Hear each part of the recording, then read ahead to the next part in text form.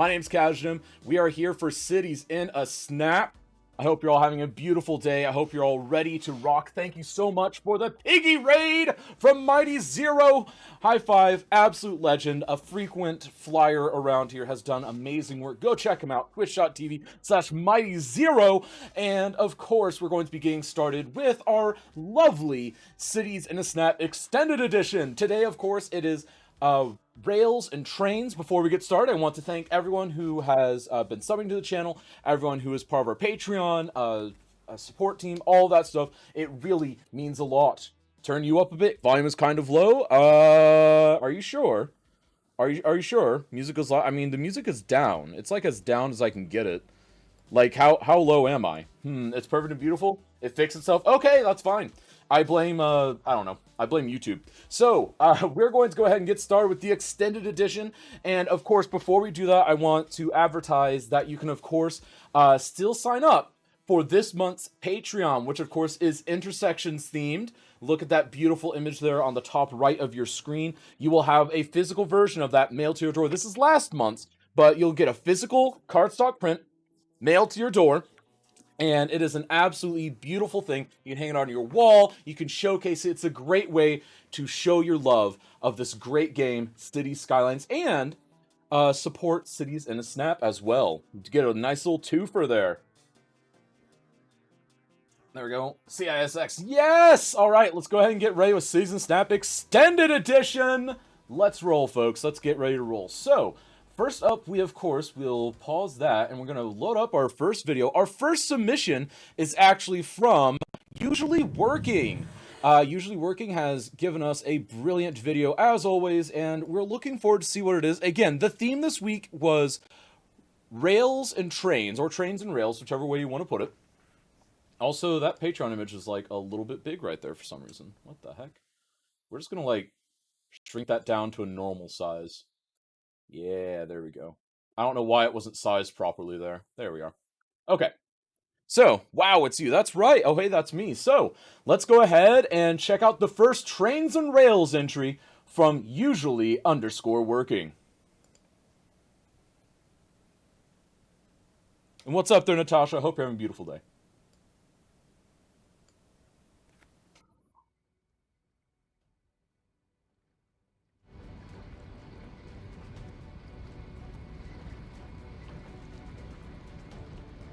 I'm hearing the audio. Are you guys hearing it?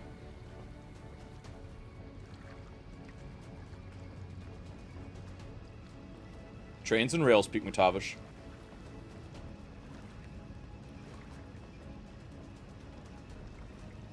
This looks really good.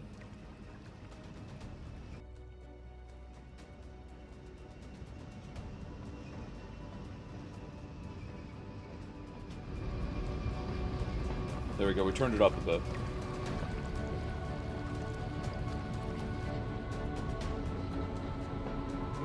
Wait, did I spell trains wrong? Oh my goodness, if I spelled trains wrong.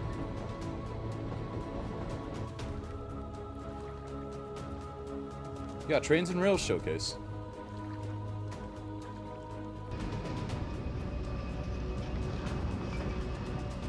That fence is a great little detail. Just enough to distinguish the rail corridor.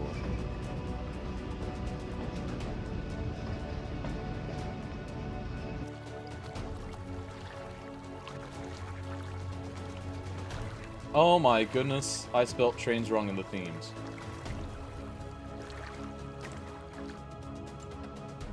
There we go. My apologies.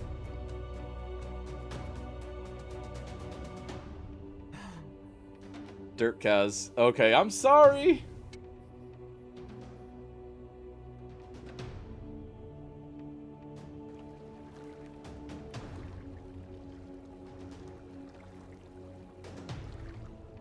I can't tell if chat is more enamored by my misspelling of one of my favorite things, or by Usually Working's brilliant cities here. Probably both.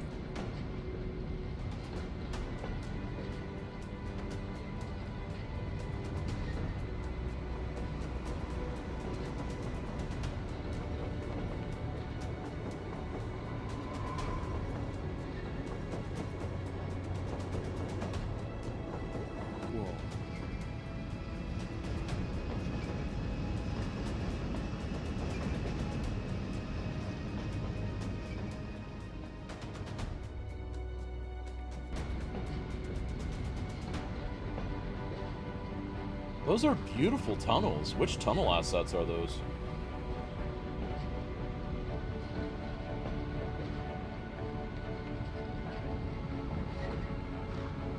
I agree, Mighty Zero, but then again, you've also done stuff like this, so you all are artists.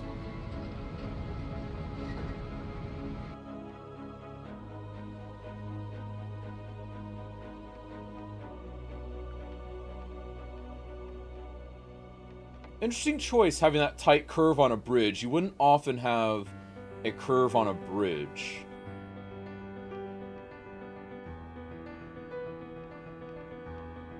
There are cases for it, obviously, but it's just not common.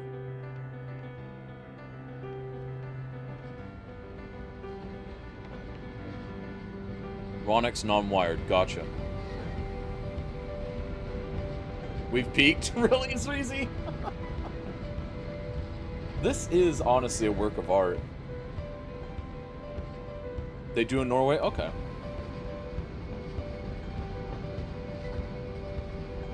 You recruited Lightforged Jedi today? Nice, Maestro. The only ones I haven't recruited yet are Volparen, even though I've got all the requirements. I literally just had to go do the little quest line.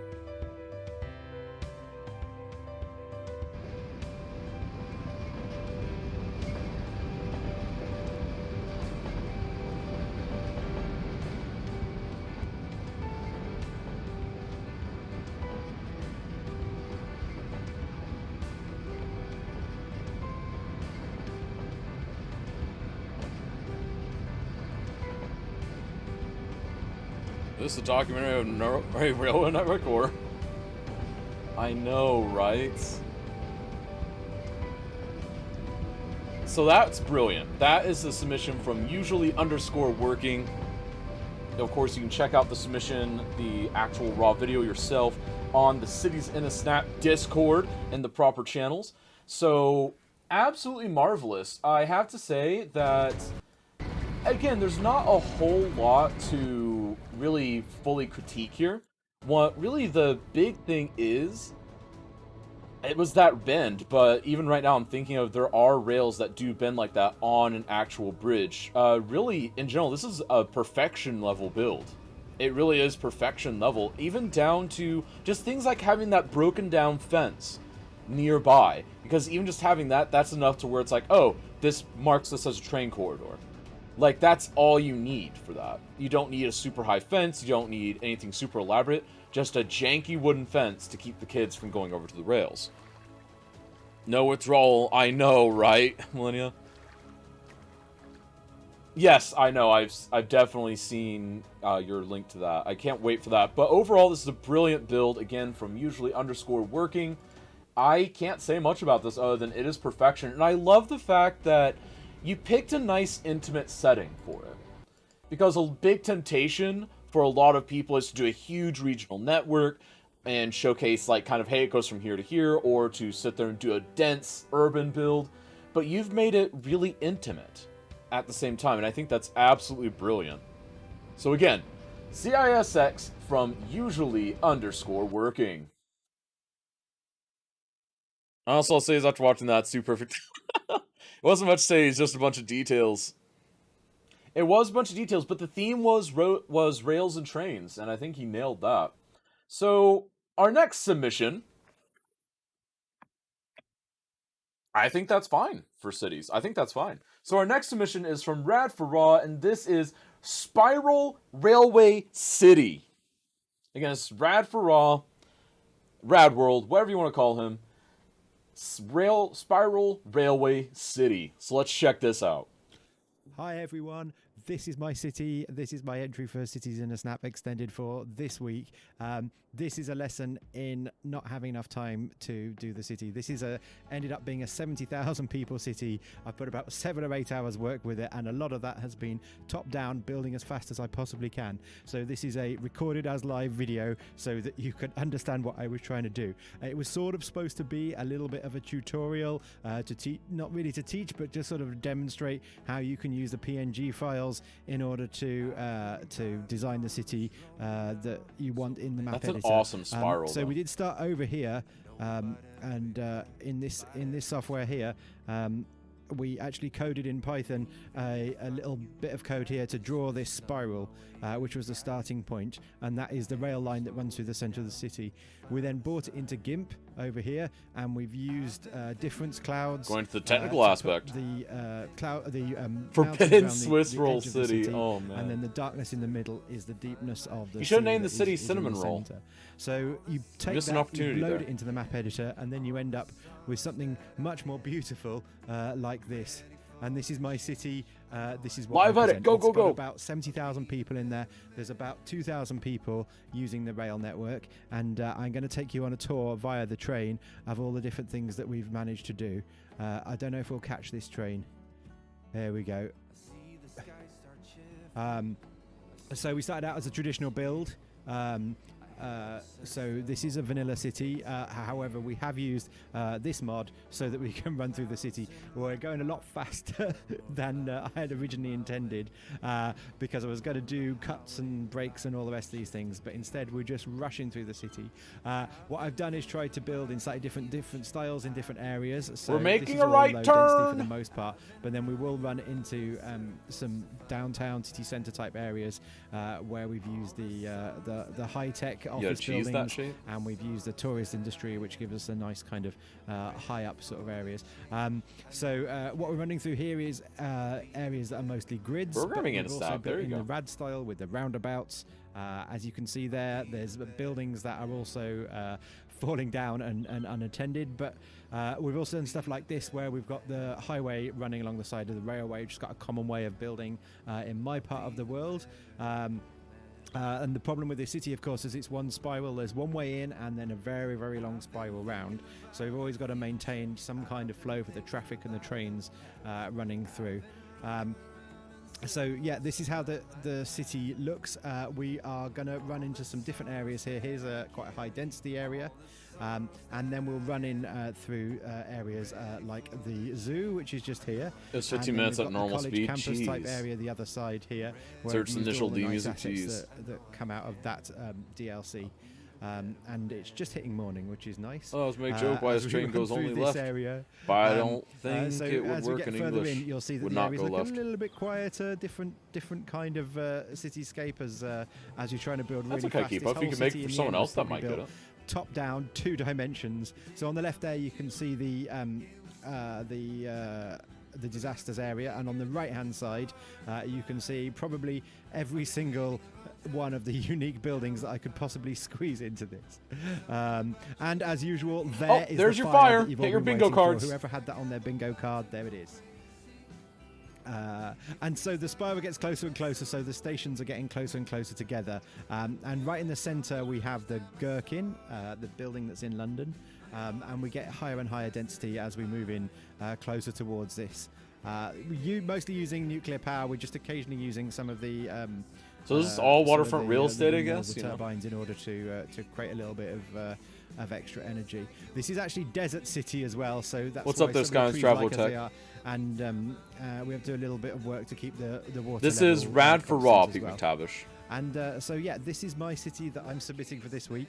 Rad for I raw, know that rad we're gonna world, whichever. win, but it's been a really interesting lesson for me, and I think it's put together something that's quite different, not a traditional looking city at all. Probably a little bit more Just reminiscent airdropping. of Nice. Dubai, We're Palm watching the Islands or Season something Snap like Extended. that. And hopefully shows an example of what you can do. There's a little bit Right wild now and on Rad wacky Worlds. when you use the Build. It's use quite the good. PNGs and you bring Quite them in good. via the map editor. This was supposed to be the geometric city of my dreams, and I think it's named something like that on the name scene. I guess it is. There's the end. It's a spiral. So yeah, there's the Gherkin right at the center of the city, and yes, this is it for your We consideration. reached the middle. Here is my 70,000 strong spiral. Thank you. That is insane. Very well done. Again, huge use of rail. Like, there's a lot of good stuff there. And the problem Now, with this city, of something course, is that it's I one do spot. appreciate here is I really like the fact that you see different density shapes and the fact that it is an uninterrupted rail network. It's not, it's going to come to a stop for traffic. Rail is king here, and I think that's absolutely critical, and I think it's a very good way to win over this particular theme. Now, the one thing that I will say is it is a little bit long to get from one end of the city to the other, just due to the shape of the city, but that's not terribly uncommon, and honestly, it gives a large, almost regional feel to what is really one urban setting. So I actually think I really like this. Again, this is the video submission from Rad World. Congratulations, Rad World. Well, it's the longest line in the world, pretty much. All right, so let's go ahead and check out number 3. Our third submission today comes from Avi. Avi has given us a video, Scenes from Industrial Rail Town. Let's see what this looks like.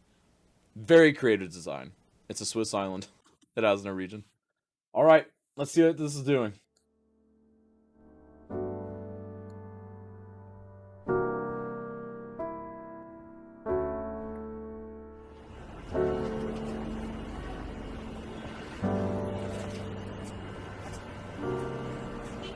Wow.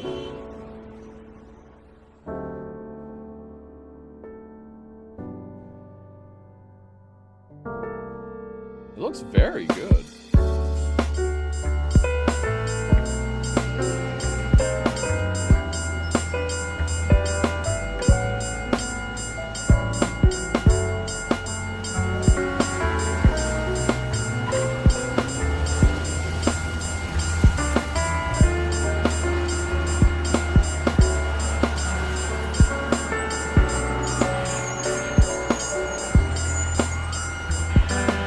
All U.S. train assets, yep, nice. I like the mapping. Oh, that's one of those short haul freights, isn't it?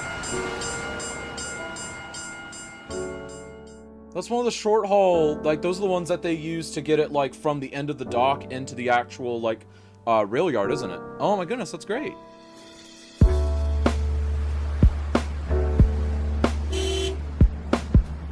For a heavy use area, that's not terribly uncommon.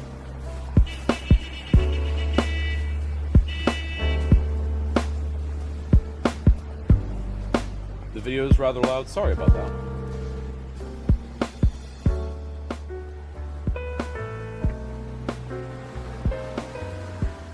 How are you doing, Cuboid?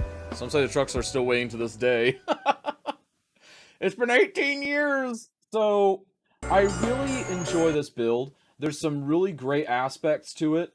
I love the realism of it. I love the frequency of the trains, too. I'm not sure how you got that much frequency of trains without having them collide. But I love even little things, like right here, where you have things like the actual, like, the crosswalks over the rail yard. Obviously, the crosswalks aren't perfect 'cause it's skylines, but just little things like that so you can get up and over the rail yard from one industrial building to the next. It's a really common thing, particularly in huge warehouse districts, at least around the part of the United States that I'm in. I also love little things like this that show that it doesn't all have to be even. You don't have to have two going one way, two going the other. Sometimes, just due to the way things work, you have one that's two-way, and then you have two that are each one-way. And I think that's actually a really good point that's being made here. And I also like the fact that it's neither freight nor passenger, it's both. You see in many portions here, you see a little bit of freight, followed by a wee bit of passenger rail right after it. I really like that. I think that adds a nice touch to it. And everyone did have different styles. I think that's another great thing here. And also, a very small detail, but very meaningful. Little things like this. Having that train right there as a prop that just sits there, that is a great little detail because, I mean, you always have trains that are kind of stationed and waiting. And I think that's a great little detail. I also love the fact that you have most of your railway actually fenced off, showing that, hey, you know, this is a really dense area and we don't want to cause problems. I actually really enjoy that. And I do love that you have the short haul trains. And again, for those that don't know, these little trains, that's what they'll use on, like, you know, docks and all that to sit there and take, you know, 4 or 5 shipping containers at a time off of the boats. And they'll use that to kind of shuttle it, maybe even only like a quarter or half a mile just down the dock to an actual train station that has multiple cars, all that stuff. So I think that's a great little detail, having those run around. And also something you just don't see much of in Skylines. But yeah, overall, very, very good. An incredible job. And even little things like this. Check this out. they've actually got the markings in here. Because for those that don't know, you have these markings there different for different areas within your actual rail yards, within freight yards, within warehouse districts, so that you know where to stack the crates. So you know, okay, I'm going to A4. You know, okay, I'm going to row A, column 4, and it might be stack number 3. So there's actually a lot of really cool things there. A very good job. Well, I missed it. This is Abby. So we've got 3 excellent submissions, but of course, folks, we've got to pick who wins the extended edition of Cities in a Snap. So Cities in a Snap extended edition, winner of the Trains and Rails week. Or is it Rails and Trains? We don't know. So let's go ahead and see CISX vote. And let's see here. Submission number 1 was from Usually Working. Submission number 2 was from Rad World. And submission number 3 from Avi Likes Trains. And go ahead and make your voices heard. And if for some reason you can't use the Twitch chat poll, you can always do /vote1 for Usually Working, /vote2 for Rad World, or /vote3 for Avi. I'm not trying to be rude, but we've seen the best detail build ever. Oh yeah, we have seen it. You can really participate again, please do. Good job, Avi. There we go. Kaz knows his trains sometimes. Very hard this time. It is very hard. We've seen the best detail build up. We've seen incredible builds here. But as we had trains and rails where trains and transportation. Slash it. Come on, Zreezy. You know better than that. You know better than that. Oh, that's okay. That is A-okay with me.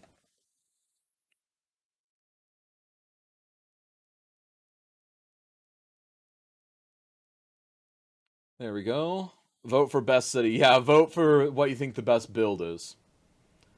Well, maybe it goes votes are. Maybe. Honestly, this is a really good one. This is really good. This is really tight. And it looks like you guys have tied things. So that's interesting. But honestly, all 3 are incredibly strong votes. Make sure to get your votes in now. So again, we've got a couple representative shots of... This is Avi. And then the Spiral Railway City from Rad World. Again, rails going all the way through there. And then, of course, we have Usually Working's beautiful Norwegian rail network. I mean, just absolutely stunning. Like, it's very stunning. I mean, look at that. It's very beautiful. Then here you've got great spirals. And then here you've just got all the details. So again, Usually Working, Rad World, Avi. Oh, hi. Q-Boy with the resub. High five.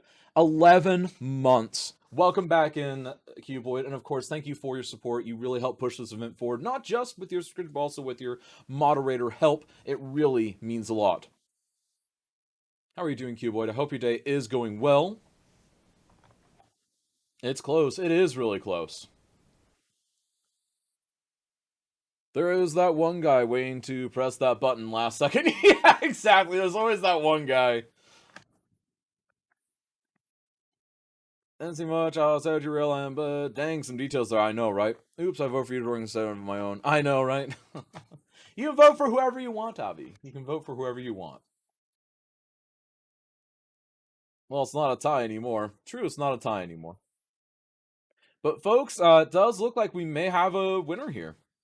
I had too much to put into only 5 minutes. I know, right?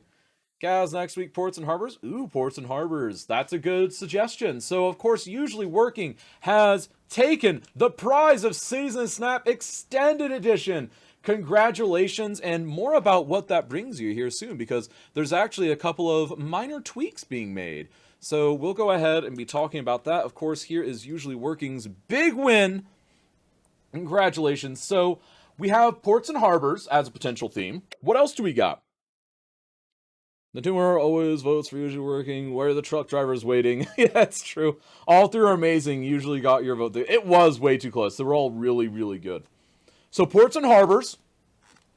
Forest. Ooh, I like that. I like that. So Ports and Harbors. Forest. Touch us, whatever, for Ivy Likes Trains. If I were voting in this cuboid, I may have voted for that one because I just loved the activity, honestly. The activity, it felt so lived in, and it felt just so alive. Oil refinery. Maybe. Spring flower blossom, something like that. Kaz oil refinery.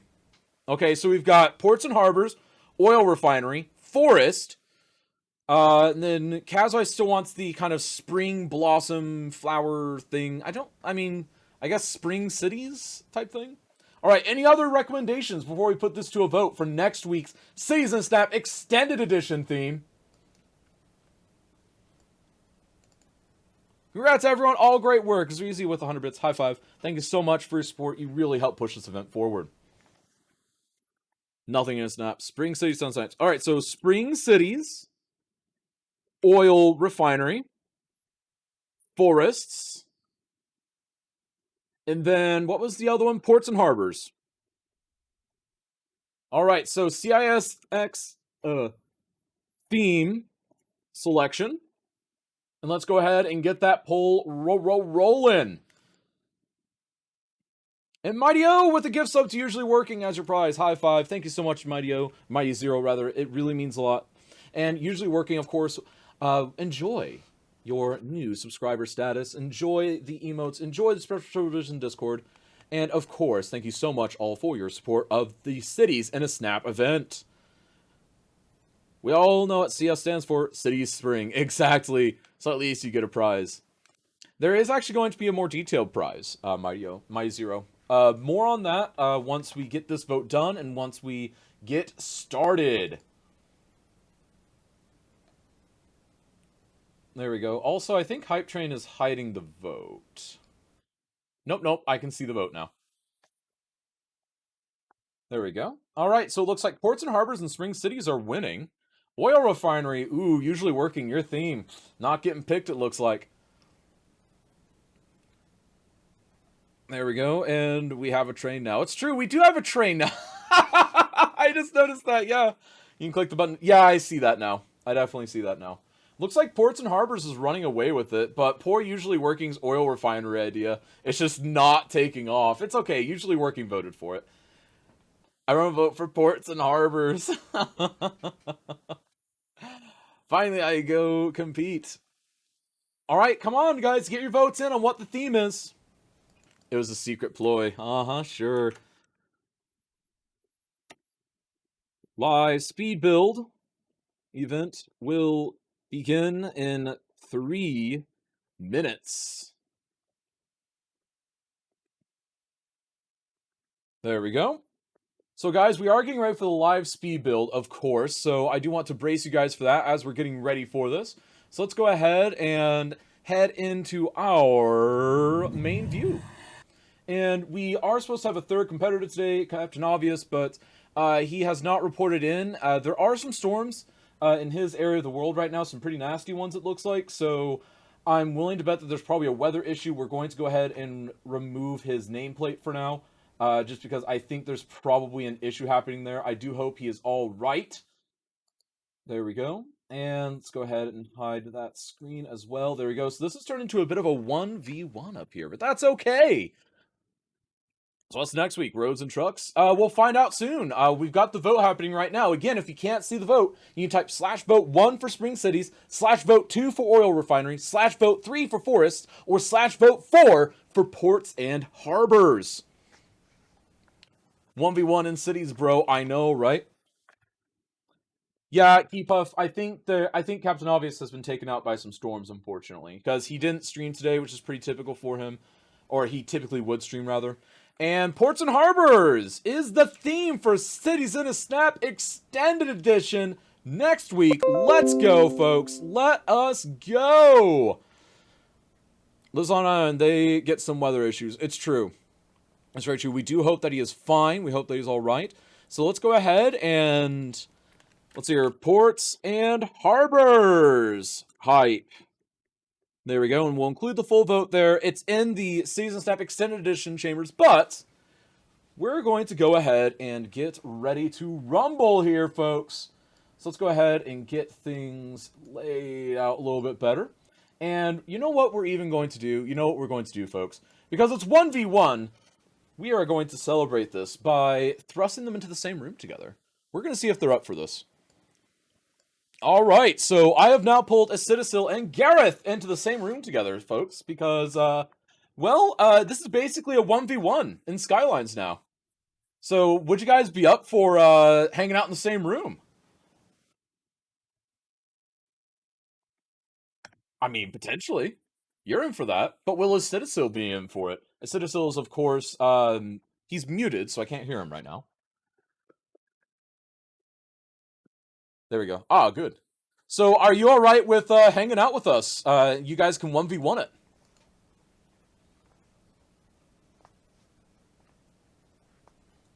Ooh. Exactly. Exactly, but...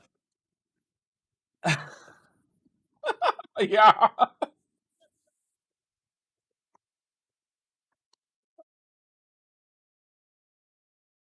You know what? You know what we're going to do, though? We're going to go ahead and just start the countdown timer, because, folks, we are going to go ahead and get this started. They should be unmuted now. I've muted and unmuted Discord. Could you guys talk again for a moment here?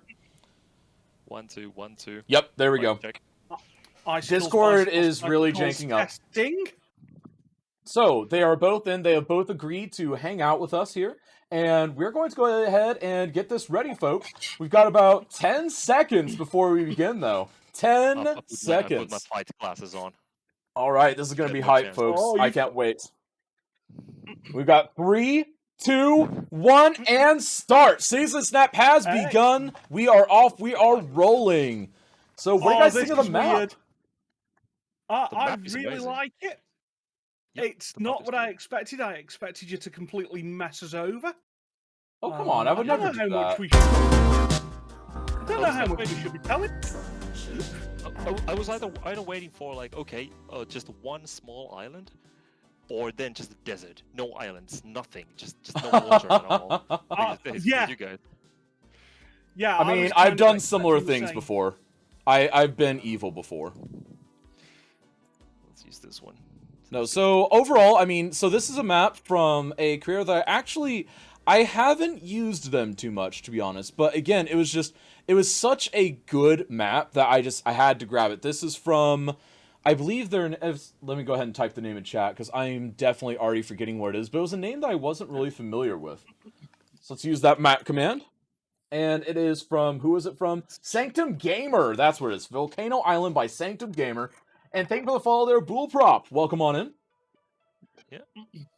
So, and Keep Off is hungry now. Hey, you know what? Season Snap is hungry work for sure. So, what are you guys thinking for your opening moves here?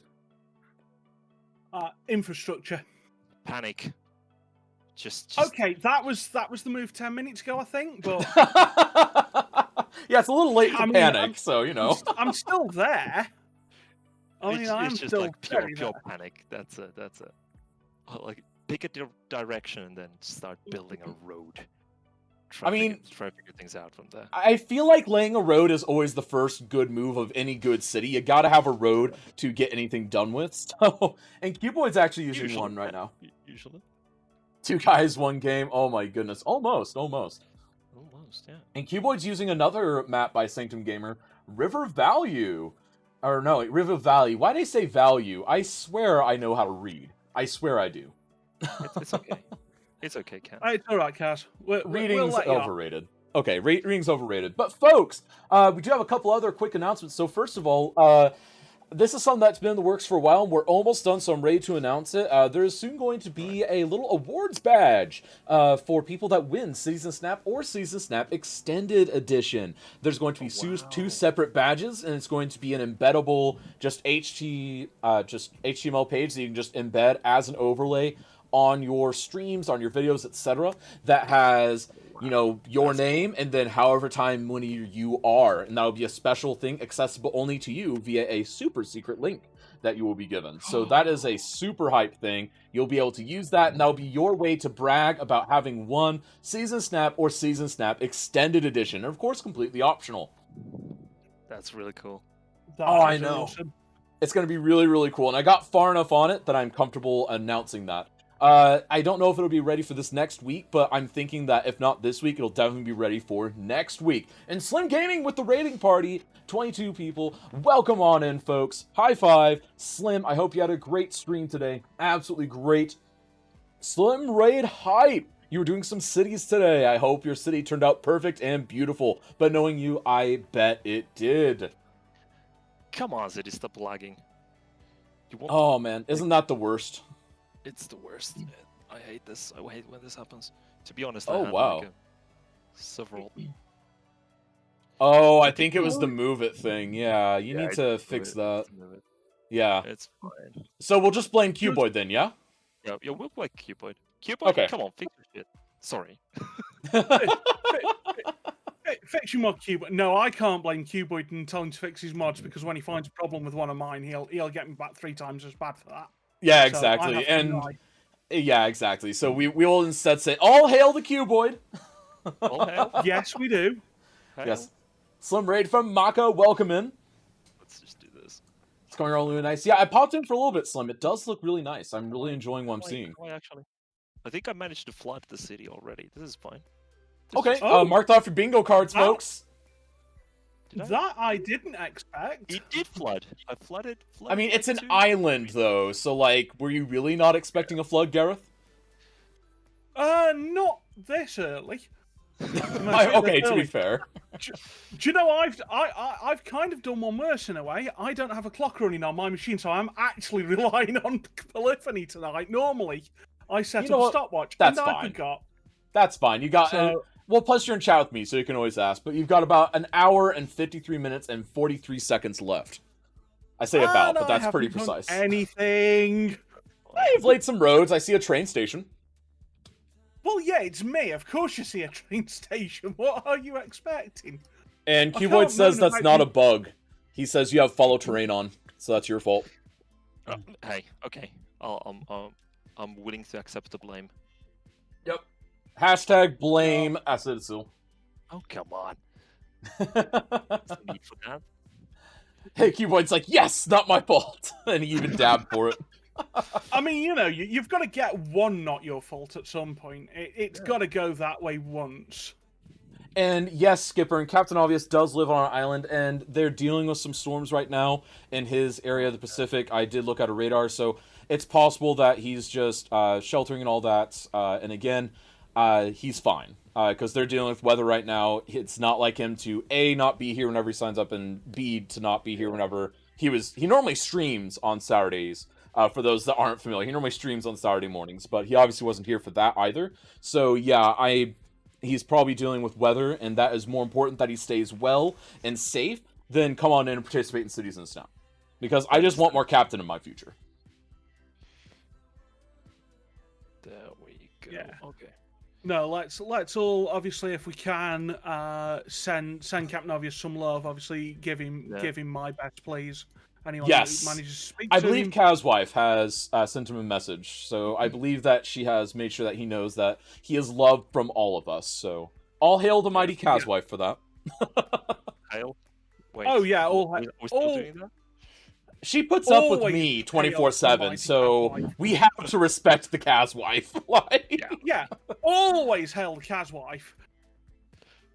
I'm like legally obligated to do that. But so as far as your actual like strategies here, so how are you guys planning on isolating, or are you willing to share? You're about to discover, Kaz, if you watch your stream quite carefully. Ooh, I am watching it quite carefully. You'll probably work out exactly what I'm doing. I'll give a silly hint. I've decided I'm not playing City Skylines today. Okay.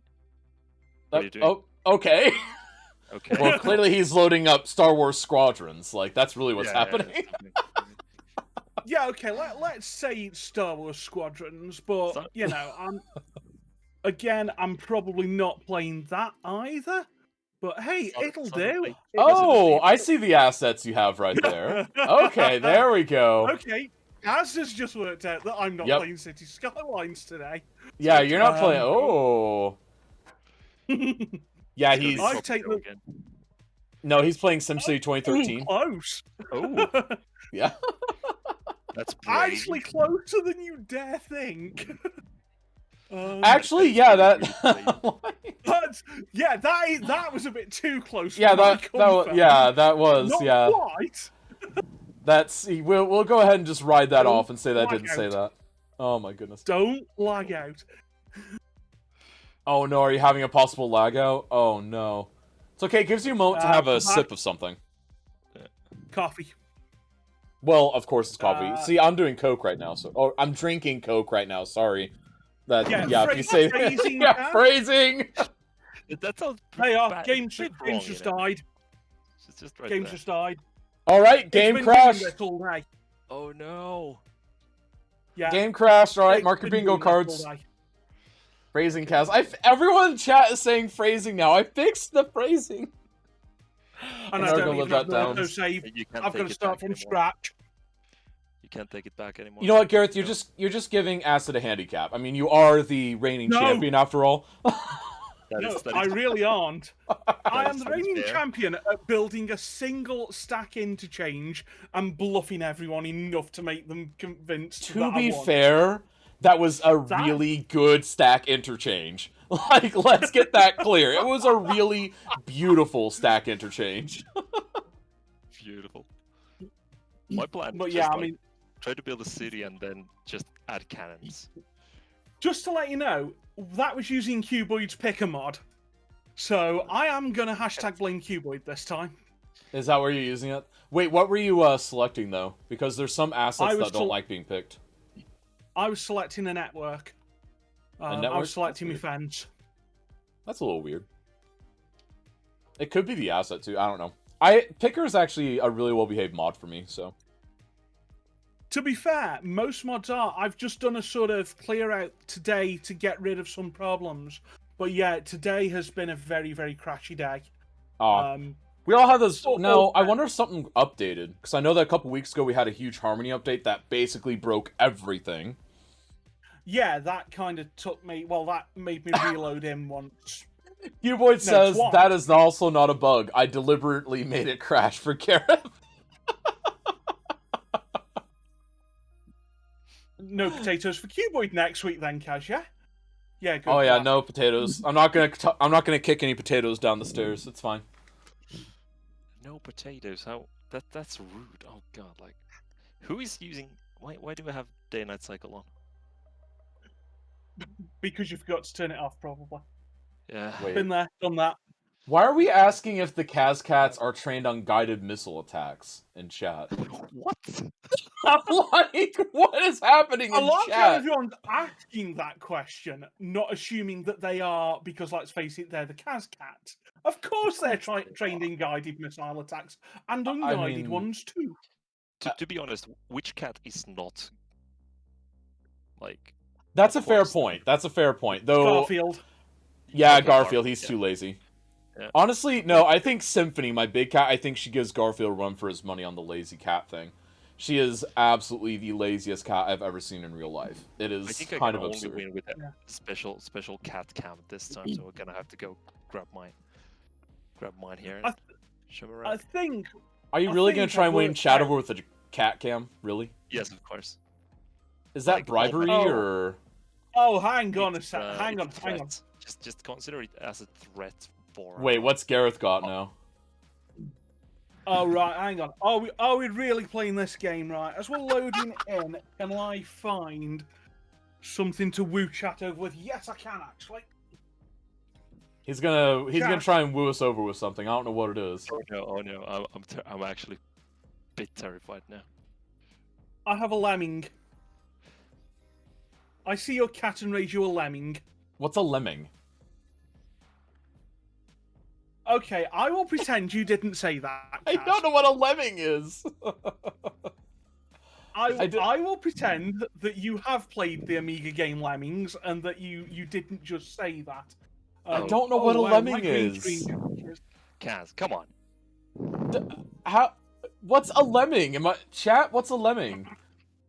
Gareth? Okay, usually Working doesn't know, so maybe it's a European thing. Kaz hasn't played... What's Lemmings? Oh, dear. Oh, do you know what? Shall we not? Yes, I was thinking that. I'm so confused. Why is chat tearing? What the heck? Oh Lord, how do you? There's certain things you don't say out loud. This is one of them. Just like. Do you know what, Kaz? You never, ever, ever get to rib me for not watching the Star Wars movies ever again, because I will remind you of this. Whether I crash out, whether I crash out and never get to compete tonight, I have victory. No, I have usually working on my side, so that's all I need. I have usually working on my side. Everything else is irrelevant. I have Minxie on my side. Your turn. I have giveaways working on my side. That's true. You do have Minxie. That's fine. Gaz, Google it. What? I don't want to. Fine, I'll Google it. Chat wins. Lemmings. Since I added an A at the end of it. Lemmings, made up I subfamily. Still have an older me. Lemmings video game. It's a puzzle video game. Developed in Dundee, Scotland. Published by Psychonus. What the heck is this? There's actually a statue in Dundee that means that Minxie and I need to go there. There is a statue of a lemming up there in honour of the game. Oddly enough, Psygnosis turned into Rockstar North, so it was done by the GTA developers.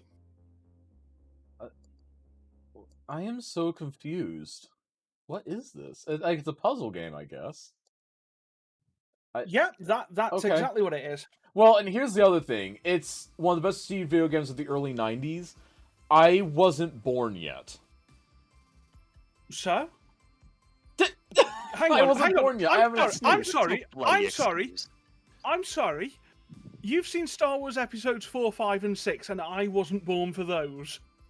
Those are, like, radically culture, like, shifting things, though. Like, those have had such wide impacts on culture that it is astounding if someone has not seen Star Wars. Kaz, are you calling that Lemmings hasn't changed the video game culture at all?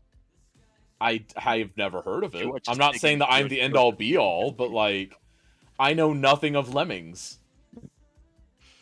That's fine. Hang on, sorry. Minxie, can you not hear everyone through the Discord tonight? Oh, no. Uh-oh. That's bad. I could have... Lemming is a small male and has a famous game featuring them. So Lemmings, it's where... Oh, that's sad, Slim. That's really sad. Do you know the best part of it, though, Kaz? It has a rendition. It doesn't have the melody, but one of the songs in Lemmings is your absolute favourite song of all times. This is the song that gets on everyone's nerves?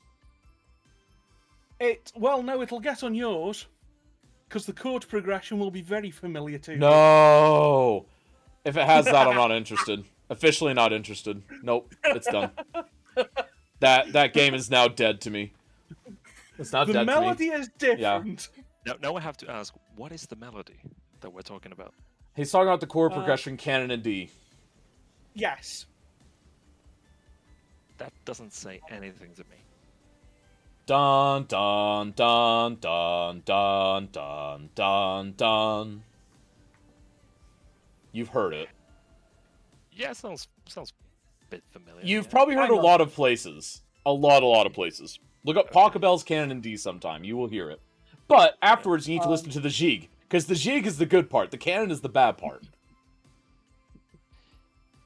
Can somebody tell me how difficult it is to rotate something in this game? You just have to, like, really know how to do it. Yeah. I realized how helpful that was. I was actually going to give helpful advice, but then I realized I'm not allowed to give helpful advice. So... No, it's fine. I figured it out. But, like, okay, that's good. You would assume that after 600 or 700 or 1,000 hours in the game, you would know little tricks here and there, but no. Yeah, I still don't know things, and I'm only a couple dozen hours short of 3,000 hours in this game, so man, yeah. Right, we've got gibberish on the screen. This is good news. That is, for Skylines, that is good news. That means that you're about to load in. Yeah, exactly. In theory. That's when you know this game is actually working as it is intended. Have I got... No, I haven't even got that loaded up. It's alright, I was wondering if I'd got Facebook on or something. Right, we're back in, so... extra few minutes at the end, yeah? I mean, if you want them, yeah, they're yours. You can have. I mean, you definitely had 5 minutes worth, so you can make up to 5 minutes. Wait, what? Acid is a bit quiet. Gareth is fine. Acid could do with up about 15%. All right, I'll fix Acid. All right, Acid should be fine now. I'm only fine because I'm a loud individual, right? I'm only unlocking those. Let's do a quick save for that. Gareth is like, please save this. What are we saving now? Oh, I really am. Yeah, like, why are you saving something that you've done no work on, out of curiosity? Because I've literally unlocked tiles. Okay. Don't worry, Okay. Yes, I am going mad. I know this, right? I'm not going to be touching that end, so let's do that. Oh, yeah, let's actually do that properly, shall we? With that...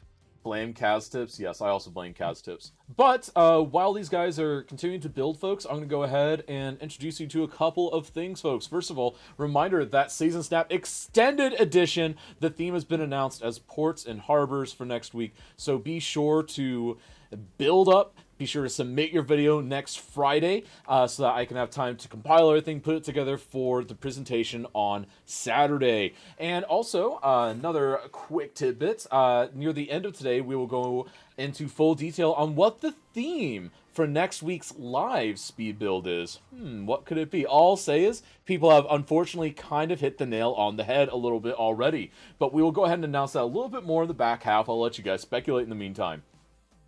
And then also, a quick reminder about the Patreon. That's right, we of course have these lovely Cities Skylines art mailouts. This is last month's, but you can see this month's up above me, a beautiful intersection with the Statue of Liberty of all things in the middle.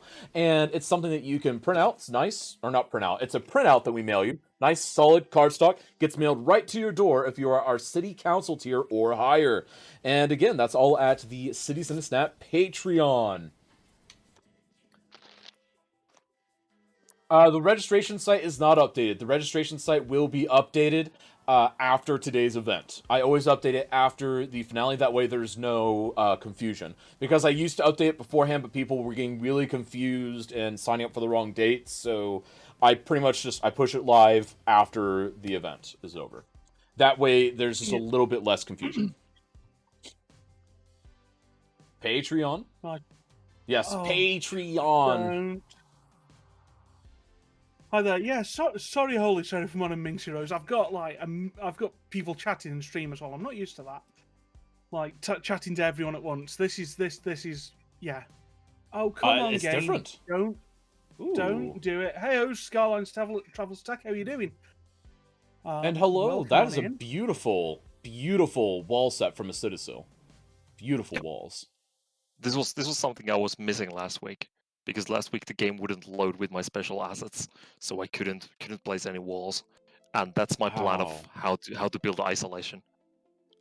That'll do it. Interesting. Cannons there, like you weren't joking about the cannons thing. Like cannons would be very thematic. Yeah, like now Gareth is just curious. Gareth, get out! You didn't get to see this. No, okay. You know what? I'm gonna do that. I'm gonna turn everything off. Here we go. See? No, this is good quality streaming now, isn't it? Okay, fine. Well, to be fair, it's better than not having anything working. It's true. I mean, to be fair, City Skylines is usually working. No, usually working is usually working, but sure. Oh, God. I mean, we've got to get the usually working jokes in. I mean, he is a walking meme. I understand. So we need more of this. So we definitely need this, right?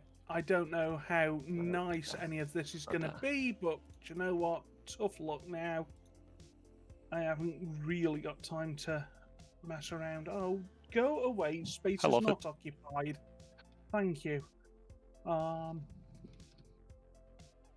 Wait, what's Slim even saying there? I don't even know what Slim is saying. That's okay, folks, because we've got about an hour and 35 minutes left. We've got Gareth Hubble, our reigning champion, and the challenger, Acidosil, going head-to-head. And actually, you know what's fun? So, about 2 years ago is when one of the first Cities in a Snap events happened, and it was actually 1v1. So this is actually a kind of fun little thing. Fun little callback unintentionally. Oh, that's cool. Yeah, it was... I believe it was Slay 3K versus... I want to say it was versus Kiki, but it may have been versus So Ever Dream. I don't remember which one. I don't remember who. Someone's going to have to try and remind me that was there for it. And of course, there is the grudge match format that is 1v1, only 1 hour. It's true. We do have the grudge match format. We haven't had many takers on it yet, but that is something that we can do. Because again, if you have someone in the community that you'd like to challenge, that you feel you build better rails, better cities, better parks, better etc., you can definitely challenge them to a 1v1 little grudge match scenario. And all that is a fun little thing where you guys build 1v1 for 1 hour. I'll come and host it, and we will agree on when it happens, and it'll be perfect and beautiful. And one person comes out on chat, exclusively chat vote. Wow. It's a fun thing. Now, that's an interesting statue there, Citisil. Is that your reason for isolation, so to speak? Yes, this will be my the glorious leader of this isolated pocket of human beings, or isolated pocket of human beings. That's an interesting way of doing it. We're both doing the meme joke, then, are we? Because of course, you're both going different. You're both going different directions, is what I'll say. And I think it's for a good reason. I think both of you are going good different directions. Like, to be honest, I had no idea what I'm doing before, like, let's say half an hour ago. Right. I'm just making this up as I go.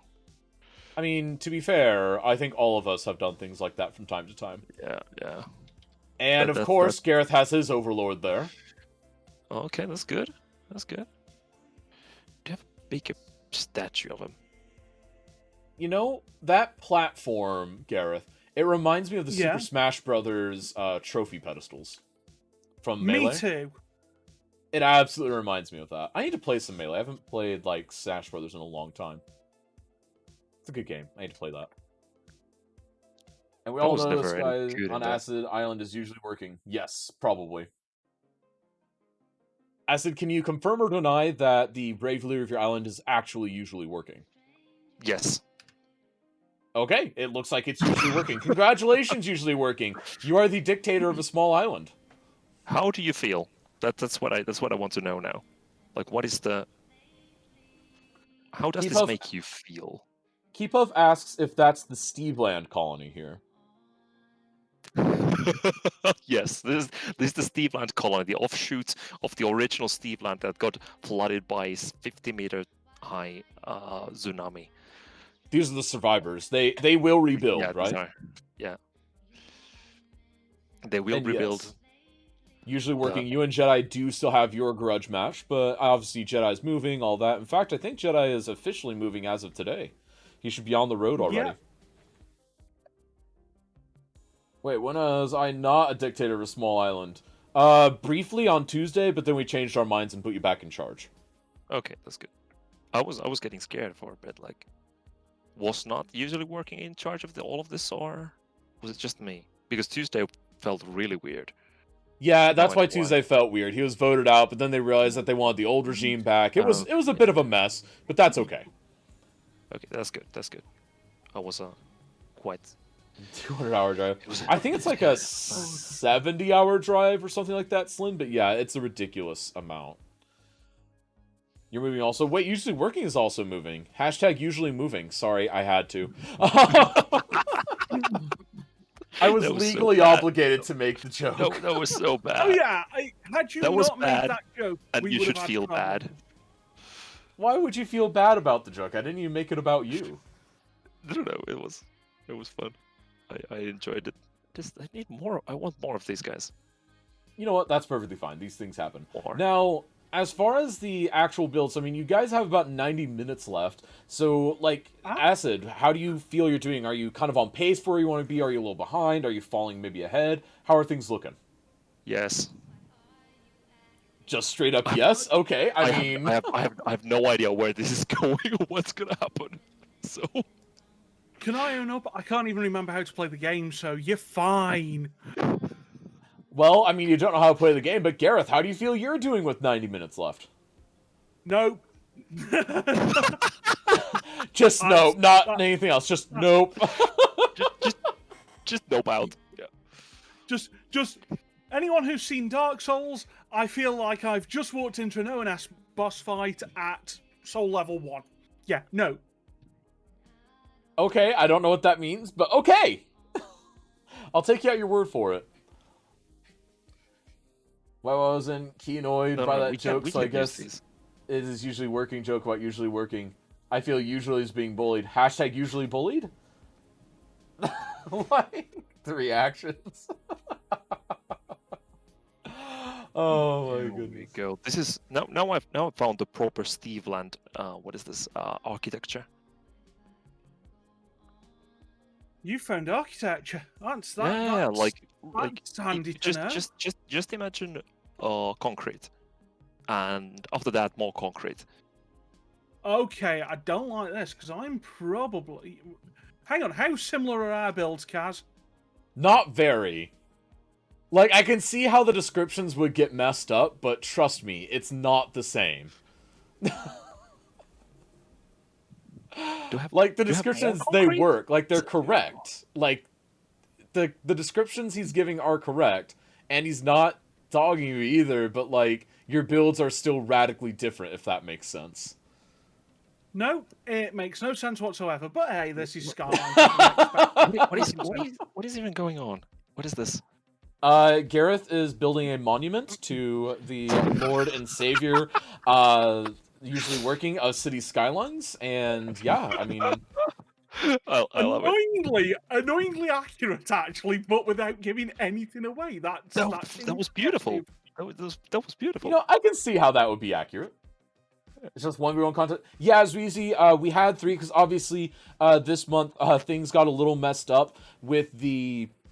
We had... Well, basically, Kazwife and I, we were given very little notice that we were going to have a potential house buyer come in. Because, again, the house that I live in with Kazwife and our friend, it's being sold by the owners. And in the United States, they only had to give you 24 hours notice. And we couldn't block out all of Saturday and all of the weekdays so that I could do my Kaz streams. So we blocked out all those, and we just said, hey, it can't be any earlier than this time. But it was a buyer that they were really interested in getting in, so they just kind of overrode that requirement of ours. So I had to cancel the live speed build a couple weeks ago of Cities in a Snap. So we only had 3, and then the third one, Captain Obvious, he lives on an island in the Pacific, and there's some nasty storms rolling through there right now, so I think he's probably dealing with those. So our thoughts and prayers are with Captain Obvious, obviously, but obviously, we again, we couldn't get him in today for obvious reasons. Okay. Yeah. And hi there, Charlie, welcome on in. I've got to try and pretend to be a streamer, haven't I, tonight? Oh, that's okay. I always pretend I'm a streamer and it never works out. But folks, with an hour and 27 left, already I can definitely see the styles that you guys are going for. I can see the themes you're both going for. And honestly, I like them both. I think they both have great potential. And I like how radically different they are. And I also like that neither of you is going relatively vanilla, so to speak. Because I feel like it'd be really tempted just to go, quote, the vanilla route on this and just make an isolated little island nation, so to speak. But it looks like you both are definitely adding a lot of flavor, and I think that really adds a lot to what you guys are doing here. I mean, I already built like a Tropico city on one of the streams. A city without any highway connections or train connections at all. It all starts with you need level 0, port you can get from a workshop. And start building on an island without any outside connections except that thing. So it's pretty good. It's pretty fun. Oh yeah, definitely. And that's actually part of the reason why I gave you guys this map today. Because this map, you have the option to cut yourself off, but you also have the option just to be isolated and have only one way in, one way out. You also have the option of, like I mentioned to you guys in the pre-snap chat, of just kind of making it part of an island chain, an isolated part of an island chain. So there's a lot of different options, and that's why I felt this was a really good one for this, because I ran to it earlier this week, because I'm always popping in the workshop, checking things out, and I was like, this is a really good looking map. And I opened it up, I kind of cruised around it, and I was like, this is a really beautiful map. So it obviously made sense to me. And Keepuff says, Captain is isolated on an island, so for me, he wins this CIS this way. Fair enough. Oh my goodness. So Gareth, what are your thoughts right now? I'm, well, obviously still pretty spooked, to be fair, with that issue I've been having earlier and all day. But I think I might have half a chance of making something happen. I mean, hopefully. Half a chance is better than no chance, so I'll definitely say amen to that. But as far as the actual build, so what gave you the idea for your build, Gareth? Can you go into details without giving everything away to Acid? Without giving everything away, it basically started as, if I remember rightly, as a joke between a few of us in the community of what if this were to happen. And then I remembered that a certain asset pack existed and thought, well, I mean, if you're going to define isolation, that's a pretty good definition.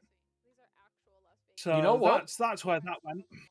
So with the conversations, now, were these conversations the kind of, quote, expansion conversations that have happened, or were they the conversations about this particular theme? Just general sort of jokey conversations that we've had between us. You know, okay, gotcha. What would happen if X were a thing? And I think that's where it becomes important. Okay, that's fair. Definitely, yeah. Can you explain the joke to me? Mighty Zero, I will explain the joke to you once we're out of the main build phase, because I don't want to give it away to Acid, to give Acid the ability to counter that, so to speak. Tell you what, if I show Mighty Zero that, does that show the joke? Do you see that, Mighty Zero? I mean, that was that was the joke play. And I'm probably spending time now doing something that I really shouldn't be, but hey, you know what? Why not? I've pretty much, stuffed this anyway, so let's try this out and see what happens. I do apologize. For some reason, the radio playlist that I'm using on the City Skylines radio, apparently it went over to a previous PDX stream for some reason. I have no idea why, despite the fact I told it to loop and repeat, but whatever. Oh. Pokemon. Interesting. I think Skippern's right. I believe Skippern is right there, Mighty Zero.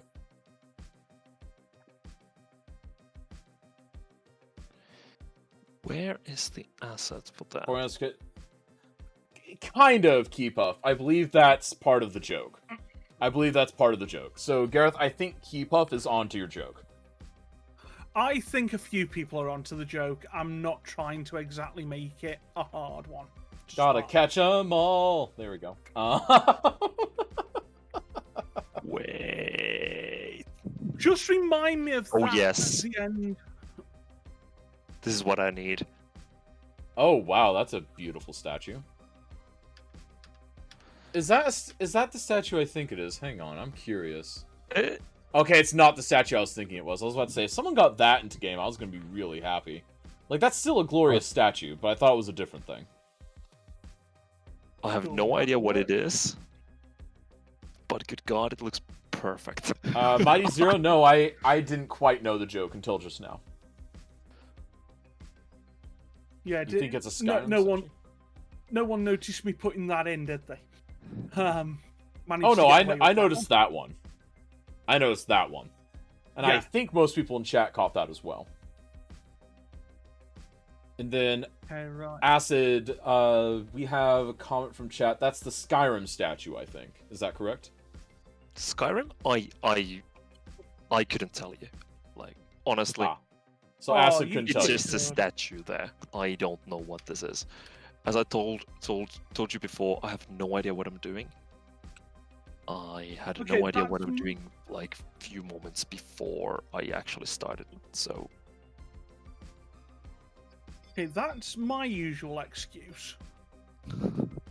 Like, I like to come to these things prepared, at least to some extent. Most people do. I'm not most people, unfortunately. I don't know. You apparently trained for intersection zones now. Yeah. Look where that got me. I've got to play again. So for those in Season Snapchat, I just typed what the joke is down in chat. And I think it's pretty good. I mean, it is an interesting way of thought, so to speak. No, that's a wrong one. Yeah, I mean, like I say, I've decided that playing City Skylines isn't for me today. Obviously. Well, it's because you're sitting there thinking, what if I were playing this on the PlayStation controller instead? That brought me onto another very, very near troll that happened. I very nearly got the console version of it and just did it. And then I realised that would mean playing vanilla. And for me, vanilla is kind of... I would probably struggle with that. Oh, do you know what? I don't think Vanilla Skylines is bad. I think Vanilla Skylines No, I don't think it's bad. I'll never claim it's a bad game. I'll just say that I don't know how to play it. That's a me problem, not a Vanilla Skylines problem. That's fair enough. Well, how do you feel about other vanilla, though? Like, things like, let's say, vanilla Minecraft. I've not really played modded. I think I play with a shader, but that's it. Ah, okay. That's fair enough, so you don't have an opinion there. I was just curious, because some people are generally, like, anti-mod or like, anti-vanilla, and they let that carry over into everything. And it's a very interesting dichotomy, because, like, a lot of people that play heavily modded for a lot of games, they will, like, not even try the vanilla version of a game. And it's an interesting thing to me. But then again, I just like looking at that kind of stuff and analyzing it, so... People always ask in the stream about that, like, how do I feel about those things? And my idea is that you should play through the game first in vanilla, because then you know what rules to break and how. And that's kind of how I feel, and that's why every time there's a new DLC for City Skylines, come on, new DLC soon! I play through it, just like I do with Sunset Harbor, I play through a complete city on stream with very bare minimum mods. It's things like, I'll try to keep moving, I'll try to keep Anarchy if I can, and I'll have like one or two assets that I just can't do without. But for the most part, I just try to re-experience the vanilla game, actually playing through, okay, how can I balance the economy? How can I grow? How can I incorporate the new stuff? Things like that. And then, as you mentioned, I learned how to break things. And part of that is also just my teaching philosophy, too, of you need to know what the rules are so that you know how to break them. Because intelligently breaking the rules is always better than unintentionally breaking the rules. Because it's the intentionality behind it that really matters. Yeah, then you get to look clever as well. Like, and even Cuboid, developer of probably the most popular mod, saying play vanilla first, add mods slowly. Because, and also the other thing, it just adds too much. It simply adds too much. Like, there is a huge syndrome with this, and actually, because I used that example, I'll use it again. Modded Minecraft is one of those, where a lot of people will dive in and think, this is Minecraft, there's way too much. It's like, no, just play vanilla.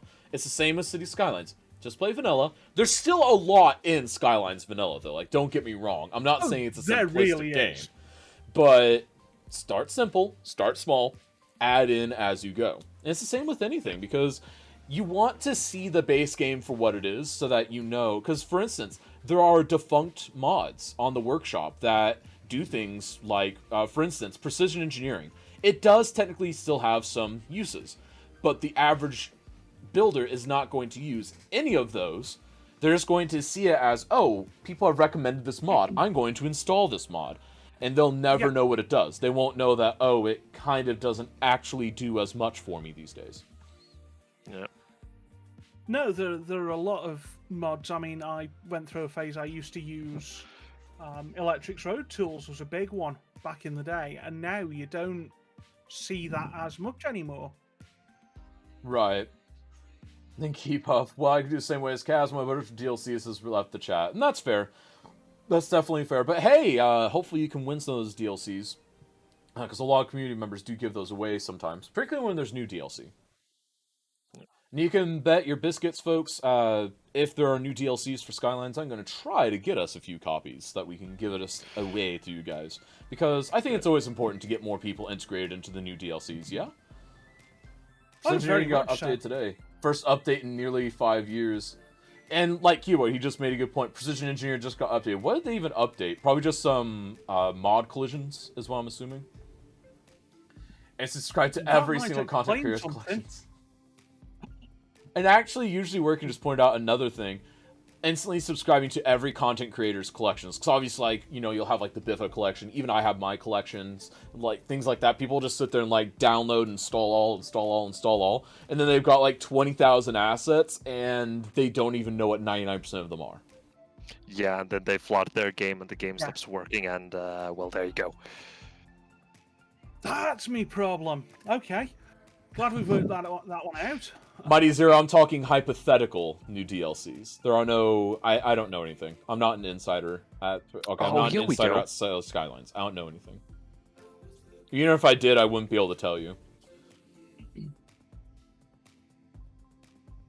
Like, honestly, that's the big painful part. Like, I feel like that would be my most painful part. I'd be sitting like, I want to tell you guys stuff, but I can't.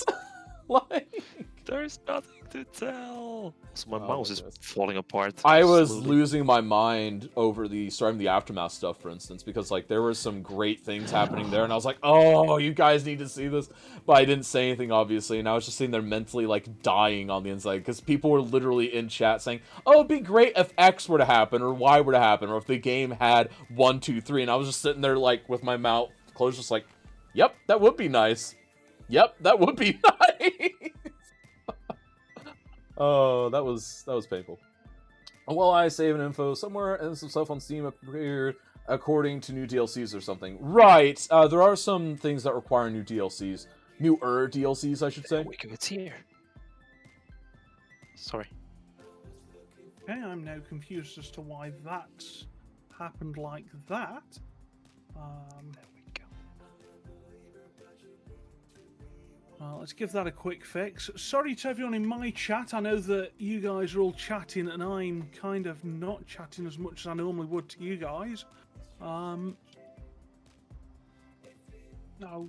why you no work? Q, fix your mod. Q-Boyd is going to be that's just the coding something in there for you. He's going to make some special anti-Gareth code at this point. Oh, you think he hasn't already done that? There we go. It was fun when Sunset Harbor was announced and people were speculating about what was in it. I was even smoother than usual. I mean, you said it, Q-Boyd, not me. Even smoother than you? That takes some doing, kid. Oh. Sorry, no, didn't mean that. The gauntlet has been thrown down. So, Q-Boyd, when do I get to test the anti-Gareth patch of the movement beta? You didn't realize that as Gareth, you know what's going to happen now. Your game is just going to crash again and again and again. And what you don't know is that Q-Boyd has remote access to your game right now. Exactly. Every time you use a move it, he can just, like, sit there and crash it. Yeah. Oh, he sucks to be you, mate. Oh, well. Yeah, oh man, that's awful timing. It's just hate when that happens, don't you? Yeah. Oh man, it happens. You hate to see it, don't you? Hate to see it. Yeah, I mean, to be fair, I have been joking / asking Q-Boy to, like, make special code for whenever I load Move It to be the Jank It mod, because let's be honest, that's what I do whenever I have Move It. I think you might as well call it Jank It for you. Yeah, like, it's just... It's just cutting out the middleman at that point. By the way, how much time do we have left? You have 1 hour, 11 minutes. Oh, that's neat. Yeah, I mean, we're kind of nearing halfway interviews, but, like, what's a halfway interview right now? Oh, that's a good question. Yeah, exactly, because, like, we've already been chatting through. We already know what you're thinking. So, I mean, I don't think we're going to have any dedicated interviews. Most thing we're going to do is we're going to say, hey, by the way, half your time's gone. Put in a remote Stack Overflow feature for Gareth. I never realized we have whale spawners. This is amazing. Oh yeah, there's every spawner. My game. Okay, that's just made things interesting. Wait, the whale spawner? No, just because that might help me work out what. No, I wouldn't do that to anyone. I am so confused about how you would integrate that. Like, if you found good integration for that into your build, Gareth, you would get full props from me. Like, absolutely full props. I'm not thinking for me. What is going on? Passage using it for a reason. Ah, gotcha. what is going on? Also, my mouse is And going yes, crazy. Mighty Zero is right. They do only spawn in zoo areas. Unlike SimCity 4, where you could actually spawn them and you just like see like whales just like cresting over the water and then they go back down. It was actually really peaceful. I wish we had little things like that in this game. There are so many things from SimCity 4 that they just need in City Skylines and they just haven't done yet. Well. Leak I saw in Polish community is about 2 new thing DLCs. SimCity 4 needs from City Skylines. Reason Hawk. To be honest. Keep up again, I couldn't tell you. I absolutely couldn't tell you. I mean, the worst part of this is Minxie's actually just given me a good way of getting that whale spawner in. I'm just not going to do it, because time and things. Yeah, who needs to worry about time?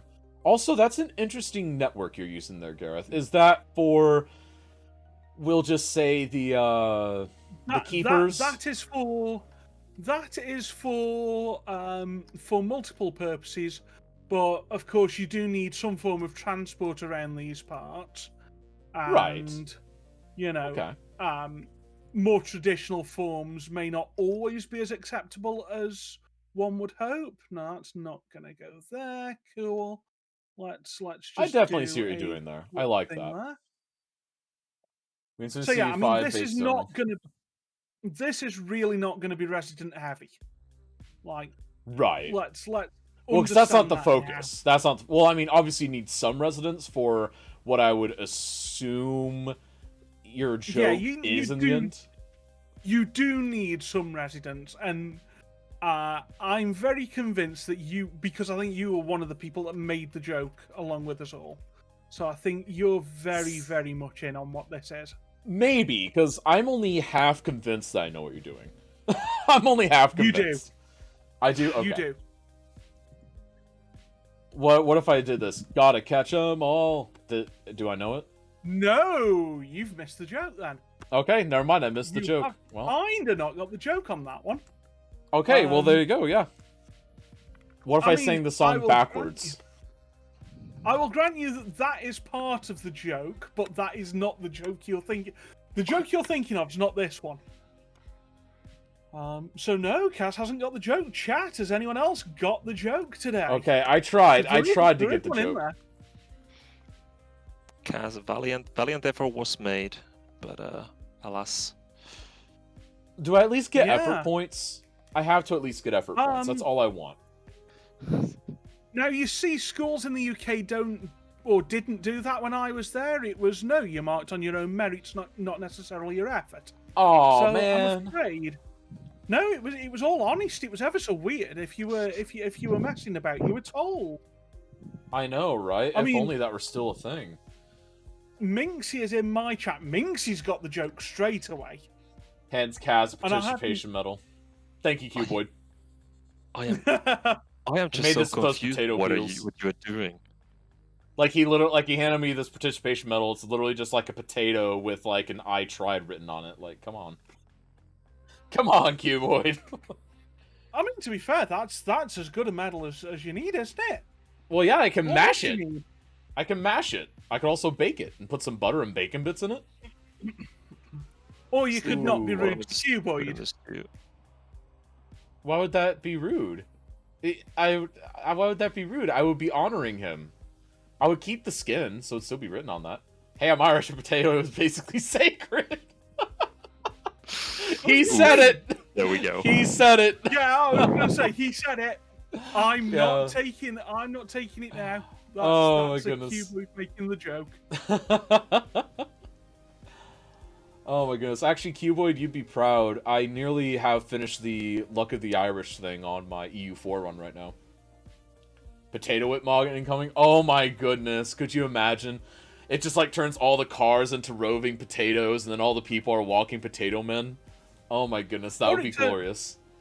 Or it turns the resolution down to 160p and it's actually the potato cam mod. Can't you already do that with the what is it? Vehicle replacer with the magic rolling ducks? Yes. Yes. Oh, I did not want to. I expected ducks. I did no not one expected expect that. magical rolling ducks. That was wrong, right? So this I mean, he was right. How else did we expect them to get around? Like, I had never thought about it, but yeah, Ernie doesn't have legs. How else does he get around? Like...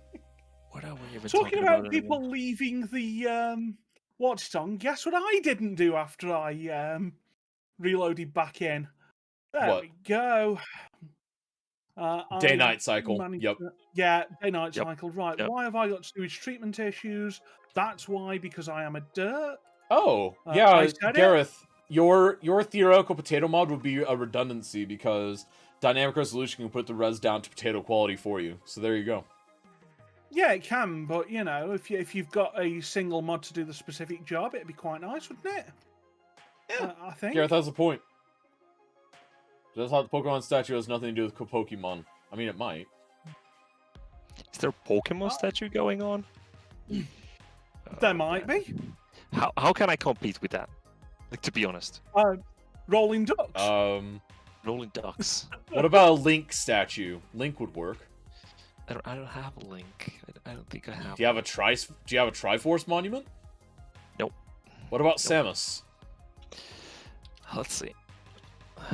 Master Chief? Okay, let me just search for monument. Like. I mean, what else would compete with that? I mean, I think Link is good competition. This is bad. I have Stalin. Oh no, Lenin. No, Incineroar beats that. That won't do it. The thing is, if you have a lemming, you probably win by default by now. Oh yeah, that's true. How much time we have left? Can I just say close moment again? Oh my goodness! If only. Nicholas Chris has ducks. Gareth how that woman acid have Steve. Kind of, it's true. Yeah, what a derp that guy is. I know, right? I have Steve. Steve will save us. Steve will guide us to victory. So who is this Steve? I have to ask. Okay, well, Steve was the guy is the guy I blame everything that happens in City Skylines to. Like, okay. Oh, there's a fire in fish, like a fish stick factory. Oh, blame Steve. There's something else happening, like the whole city floods. Well, blame Steve. It's probably Steve. Anyway. I just blame Canada. That's what I do. Okay, well that'll work too, you know? Yeah, now, to be fair, I don't blame Canadians. I blame the actual entity of Canada as a nation. It's the Canadian nation's fault. That's it. Does that, like, include the Canadians as a... No, just the actual country. Nope. Okay. Nope, okay. The people are innocent, but the country's not. Sure. It's the country's fault. Okay. Or Kiggy. Yes, I do blame Kiggy a lot. Okay. You also blame Cuboid a lot, let's be honest. I mean, you blame him more than me. It's true, I do blame Cuboid a lot. I like blaming him in something like Squadrons for not inserting a Move It mod, so I can just, like, move an asteroid out of the way so I don't collide with it. They'll thank you for that. They're nice. It's true. It's all because the great Steveness guided us to it. It's true. Yeah. Canada isn't a real nation anyways, from Skippern. The Canadians might disagree with you, but who knows? As Slim said, they might just thank you for it. Actually, have you heard about the conspiracy theory that Finland does not actually exist? I have actually heard that. There's, like, a lot of very wild, funny, honestly, conspiracy theories with that, and it's like, I think it's one of those things that, like, it just shows that people come up with this stuff, and it's just like, how do you come up with this? Like... And the weird thing is that it's actually pretty well placed in reality, since last time UN did the global counting of all the peoples and what do you call it? Whatever. Like how when they last counted all the human beings on the planet, the error margin was somewhere roughly 5 to 6 million. Population of Finland is roughly 5 to 6 million. Yeah, therefore, I've seen that argument. Yeah. Yeah. So I don't. The country I live in doesn't exist. I don't know. What are some Skylines conspiracy theories? Like, the only one I can think of. Okay, it's Steve. So everything is Steve's fault, or Canada's fault. Everything. Or Canada, yeah. Yeah. I've heard somebody blame Brian, but I would like not to blame Brian, to be honest. Brian. I've seen a couple people blame Brian, so you know what? I accept that. Okay, well. Yeah. There's also blaming chat just in general as a whole, because I mean, chat is always to blame. Yeah. Yeah, definitely. Yeah. Also, that's a magnificent thing you've done there, Citadel. Looks pretty neat, I think. Yeah, it does look really good. I actually really like that. Now, I was about to ask how you did that, but I don't want to distract you. I'll ask you in the interviews how you did that, because like that was actually like really cool. I like the way you did that. I didn't quite catch how you did it though, so yeah, that was really cool. I really appreciated that. Well, what I heard is USA isn't there. It's only advanced solution to protect us from going to happy people. Or just kidding, of course. Oh my goodness. No, but folks, we got about an hour left. That's right, we have 60 minutes left in the Cities in a Snap live speed build competition. Again, this is the February finals. We've got Gareth Hubble versus the Citadel. We, of course, we are short a couple competitors today. One, because we could only have 3 competitions this month due to a couple of issues that happened in real life. And then, of course, our third competitor, Captain Obvious, has not reported in his area of the Pacific, because he lives on a remote island, is dealing with some weather right now, so I assume that he's dealing with that in some way, shape, or form. And that takes precedence over showing up for a speed building competition. Yeah. Oh, wholeheartedly. And again, all the best to him. Yeah, yes, absolutely all best to him. We'll just hope he's okay. Oh yeah, he'll be okay. He's a trooper. He'll come out and he'll be better for it. And in Keepuff's mind, Captain Obvious has already won anyways, because he is on an isolated island, so, you know. That is true. That is true. Like, I mean, that's not wrong. I mean, yeah, like, how do you compete with that? Yeah, Carrot, we're just glad he's not here, because now we actually get to have a competition. Otherwise, it would have been like, yeah, okay, well... All he'd have to do is sit there and twiddle his thumbs, just, like, kick back and just be like, I'm not going to build anything. Why? I'm already on an isolated island. Yeah, look outside the window. Put the a face cam outside the window. Like, damn, yeah, exactly. There's your build. Deal with this. Honestly, if I lived in a place like that, I would do that. I would absolutely do that. Just be like, nope, this is your build. Yeah, I think I'd probably go for it as well. Landlords in a Snap would be kind of funny, actually. No, so we're in the back half now, and I want to remind people a couple things. First of all, Cities in a Snap Extended Edition. Congratulations to Usually Working for winning this week. Of course, he won with his beautiful Trains and Rails submission. You can find that in the Cities in a Snap Discord. And obviously, next week's competition, you can go ahead and start building now if you want. And next week's build is all about ports and harbors. Can't wait to see you guys' submission for that. It's going to be absolutely beautimous. And of course, for the live speed build next week, we're going to be doing... Are you ready for this? Are you guys ready? Nah, you guys aren't ready. No, you guys aren't ready. I'm not ready, but let's go anyway. No, you're not. You guys aren't ready. If the storm has obvious island, then I guess emergency service would have taken priority use over communication, so obvious will be without internet until things pass. Hope to hear all well from him when the weather blows over. Yes, hopefully so. Nope. Okay, yeah, I mean, you guys aren't ready for it. Maybe you guys will be ready in a little while. There we go. But, so, I mean, Gareth, might be. With an hour left, are you more or less confident than you were with the intersections? Way less. Like, I've got half an idea how to build an intersection. I have no idea how to build a city. I mean, who says you're building a city, though? Well, that is a fair point. Oh, now there's an asset. That could be cool. So that could be used for other purposes. Excellent. See, I thought I knew. Like, I know what you're doing there, but I still don't get the joke. So, like, I agree, but I'm also still confused for other reasons. It's not Honestly, saying we are not ready because we are ready or something. You will not be happy. Gotcha. The joke is way simpler than you think it's gonna be. What are you wondering about? Are you capturing Ernie's? No, it's people. It is straight up people. Yeah. There's nothing. I wish I'd thought of that one. I wish I'd thought of it wholeheartedly, because that would have been a cracking joke to put in. But no. There is no Ernie in this joke. I don't use Ernie jokes when Chris isn't playing, because Chris needs to be able to join in with them. Oh, look, we have people walking along here. That's good. I didn't expect those to actually be used.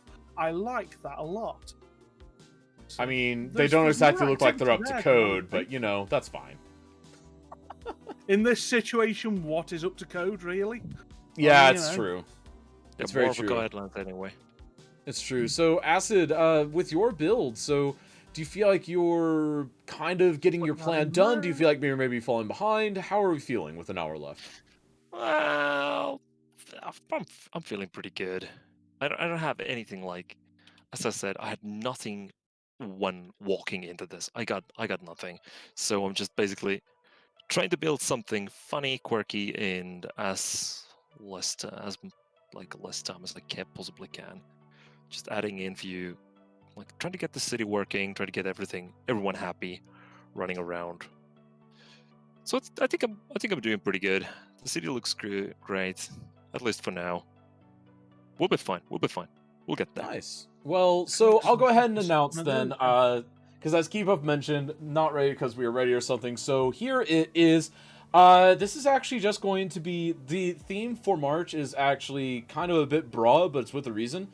DLCs in a snap. And basically what we're going to be doing is each week is going to be focused on one of the DLCs. So we've got, of course, Park Life in the first week. So Park Life in a snap. You got to best represent that DLC. And then week 2 is going to be all about the campus in a snap. Week 3 is going to be all about industries. And then week 4 is going to be all about Sunset Harbor in a snap. And I picked those 4 because those are kind of the 4 bigger content packs that I feel could provide the most interesting builds. But yeah, so what do we think of next month's theme? And of course, next week being Park Life in a snap. Sounds fun. Yeah, I think it's a pretty fun one. Incredibly fun. I know, it sounds really fun, because plus it's nice and broad, and you don't even need the DLCs to participate, because you can do good industries without the DLC, technically.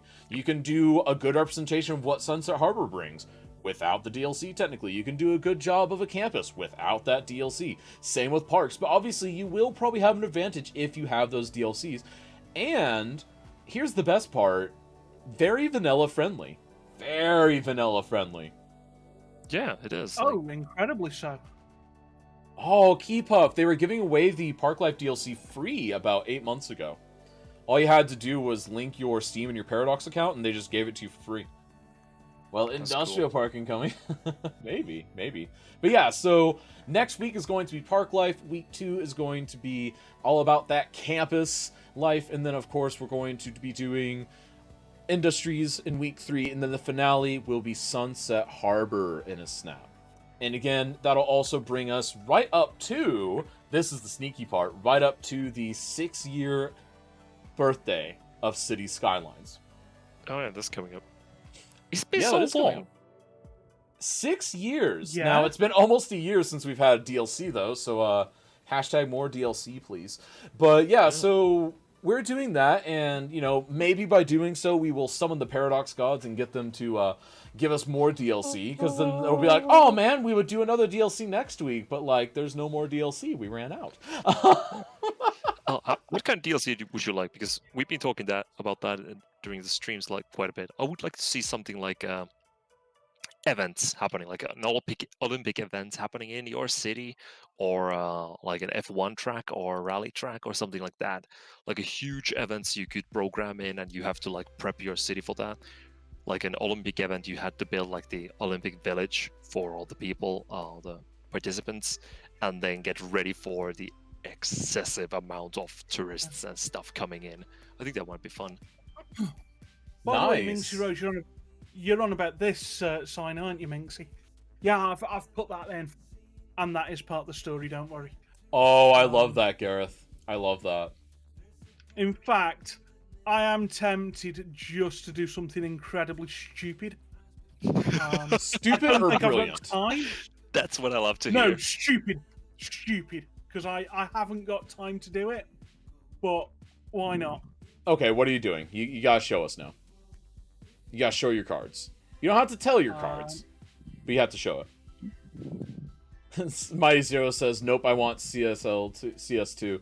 I would like City Skylines 2, but I think that, I don't know, like, I've thought about it more. As much as I want them to do that so that they can refresh the engine, I look at an example of, say, World of Warcraft, where a couple of DLCs ago, they just massively overhauled the engine anyways. So I think they can do that without releasing a new game, and potentially keep people happier going forwards. So, but that's if Paradox feels that they can do it without justifying a new DLC cost. Now, obviously, something like Blizzard Entertainment producing World of Warcraft, they can get away with that because they've got such a huge team working on that game. It's kind of astounding. But Paradox and is a little smaller than that, and then the Skylines team is significantly smaller than that. So you have to keep that in mind whenever you're kind of putting together this wish list. Now, obviously, that would be ideal. I would love for them to just announce tomorrow, hey, City Skylines 2. I'd be like, yay! But I don't know. I just don't know if that's what's in the cards or not. Actually, they could, Mighty Zero. They could. They could update those parts of the engine. Because, for instance, World of Warcraft, they went from being single core, not single, but it was limited to quad core dependency, and they made it to where it can fully use 16 cores now on that game. And that's on the existing code base. So I think it's possible for something like Skylines. And that game code was much older. It was 10, 12 years old at the time. Actually, it was older than that. It was like 15 years old by the time they did that update. So it's possible, but it is a lot of work. And they could get rid of a lot of the restrictions. They absolutely could. But they would involve a very major engine rework. I mean, we have one person in my chat suggested that the conspiracy with Skylines is that it is a conspiracy to make you convinced that tax works.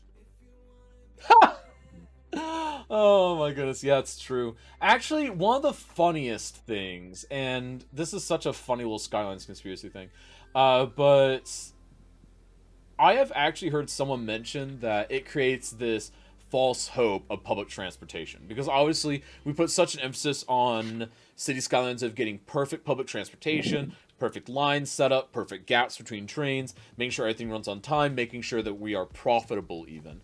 But if you look at most of the largest transport networks in the world, what of them is actually profitable? Most of them do rely on tax dollars.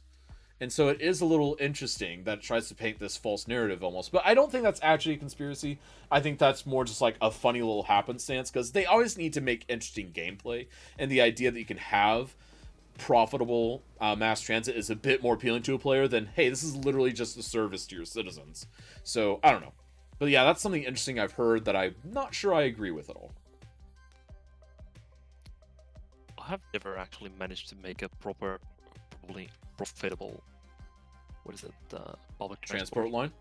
It's possible. It's just, it takes a lot of work. You really have to know the way that the game thinks. You have to know, okay, the game wants the Sims to go here versus there. It wants the Sims to go within a certain radius. And you have to think about radius, too. Because for the most part, a bus stop is going to have a certain radius that the Sims will happily walk to. And the key is happily walk to. And there's a certain radius that they'll happily walk to a subway station. And a certain radius that they'll happily walk to a train. Now, unfortunately, unlike other games in this genre, it seems that the radius is roughly the same.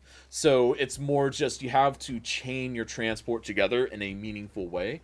And you also have to learn where to say no. You have to learn where to say, nope, that's not good. But you also have to look at it and say, okay, if by adding this non-profitable bus line, do I end up making more money down the line? And that's something that you actually have to have kind of a think about, because like whenever I build my cities and I'm playing like actually for profit and all that stuff, I'd sit there and think, okay, I'm going to add this train line that's going to sap resources. This is going to be a hugely expensive line, but it means that the nearby trams and buses are going to make enough profit that it's a net gain. And that's just kind of the mind games that you have to play with public transportation in this game. Yeah, they can remake zoning and engine and stuff only. Maybe mass housing DLC, so normal guys got better zoning, and with DLC, you got classical Rico-sized zonables with grid for them. Also, special huge district as in Green Cities. So, I actually would love to see a few different DLCs. We're not going to go into those right now, but there are a lot of really great DLC ideas that I've had. I've gone into them plenty of times. I'm not going to go into them here for obvious reasons. But, yeah, there are lots and lots of great ones. Feel free to pop by the post-snap discussion in Discord to check that out, because I'll be sure to go into that for people that want to hear about that. But in the meantime, so let's go ahead and visit with what each of these folks are doing. So right now we've, of course, got Acid doing a brilliant, isolated, almost, I guess, escape. Almost like an escaped people group type thing. And then, without giving too much away, we've got a... almost a penal system going on for Gareth. I mean, I'm not giving too much away. Okay. So have I given a good loose description of what each of you are doing without giving it away? Yeah. I would say you've got that pretty close. Yeah, I think it's close enough to give an idea, but without giving the other party the full giveaway of what's happening. Sadly, post-CA discussions are already too late for you. Oh no, that's fine, keep up. But keep in mind, folks, you can always chat up on Discord. It is a freely available, open community Discord, and it is open for your enjoyment. Alright, so... right now, it does look... Now, I will say that we do have a lot more city on Acid's stream. Yeah. There's a lot more city, but... yeah. Is that really what we're looking for here? So again, the theme is island isolation. It's not necessarily isolated island cities. It's just island isolation. So you do have to keep that in mind as you're moving forward here. But I think in general, we're actually seeing some overall very good things here. And in particular, I like the asset selection because there are a couple assets that have been shared between them that are relatively unique, but they're being used in radically different ways. And I think that's a really interesting thing here. And the other final thing is the fact that we have two very different, very non-vanilla approaches to this theme. And I think that is a really critical thing, because too often whenever we have a theme like Island Isolation or Park Life or something like that, we see too many people jump in and just try to do the same thing in 4 different screens at once. And in this case, we have two very different approaches, and I'm not sure which approach I like better, to be honest. I feel like there are definitely great things about either of them, but I think it's really just up to chat in the end, because I think these are both going to be very close potentially in the rubric, but again, that's just my personal feeling. Interesting. Yeah. Now, chat, what do you think? Whose build I'm not going to read it out loud, obviously. Whose build do you think is going a little bit better, and why? I'll do my best to answer without giving anything away to our brilliant competitors here. He's talking about you there, Ashley. I don't think so. Oh, It's all you, mate. Oh, it really man. is, trust me. Mighty O, impossible to tell right now. That's kind of the way I feel. But again, the rubric could spell differently. And there's the reason why I have the rubric, because the rubric kind of saves me from these moments. Because even if the cities look pretty good to me, I can just fall back on the rubric and just use that to guide my path. Of course, Captain Obvious build, what question was that? Yes.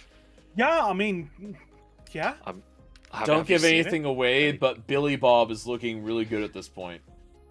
Okay, Billy Bob. No, not the Billy Bob. I know. Well, apparently Billy Bob is beating you guys, so. Well, that's about Yeah. it. Thanks so much for coming, and we'll see you later. And, Good night, folks. Yeah, I'll see ya. That's all, folks. So one person is saying that they like one build, but they like the direction and the trajectory of the other build. And I think that's actually really interesting. And I think, Mighty O, that's one of the things that is really interesting, because in the back half, because a lot of times we do end up in kind of that situation where one person is pulling really far ahead. But even in cases like that, we've seen one build kind of just be, okay, this is overall very good. But in the last 30, 40 minutes, you can just see one of the builds just really come together. And it really just depends what is there, who is doing it, and really in the end, I think how experienced the other builders are, because if the builder is more experienced, they know, hey, get the basics in, then add in as we go, and then just really ramp it up to 11. And I think that's an interesting dynamic here. No, I'm trolling right now. I still think it's sort of too soon to say with this 1v1, because the last 15 minutes, I think, is when a build comes together. That's another great point from chats. The last 15 minutes is really what comes together, but I think the trajectories stay pretty locked starting at this point. Because at this point, if someone is on a kind of a plateau, it stays. But I think if they're on a trajectory, it continues for the most part from this point roughly. Now, again, that's my relatively subjective conclusion based off of my year or so of hosting this event. 51 of these events now, dear goodness. 51 Saturdays. How do you feel about that? 51 Saturdays wasted. Or not wasted, but like... no, not wasted. I love this. I honestly do.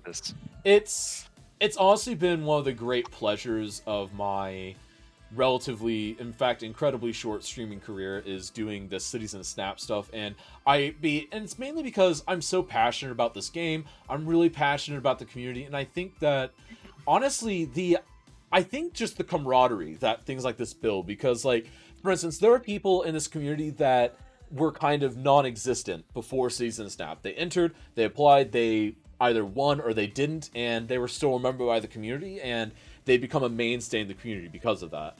Either in Discord, in streaming, etc. And I think that's one of the best parts, is that it showcases different strengths of the community, because beforehand, who can really say that they knew more than 2 or 3 Skyline streamers?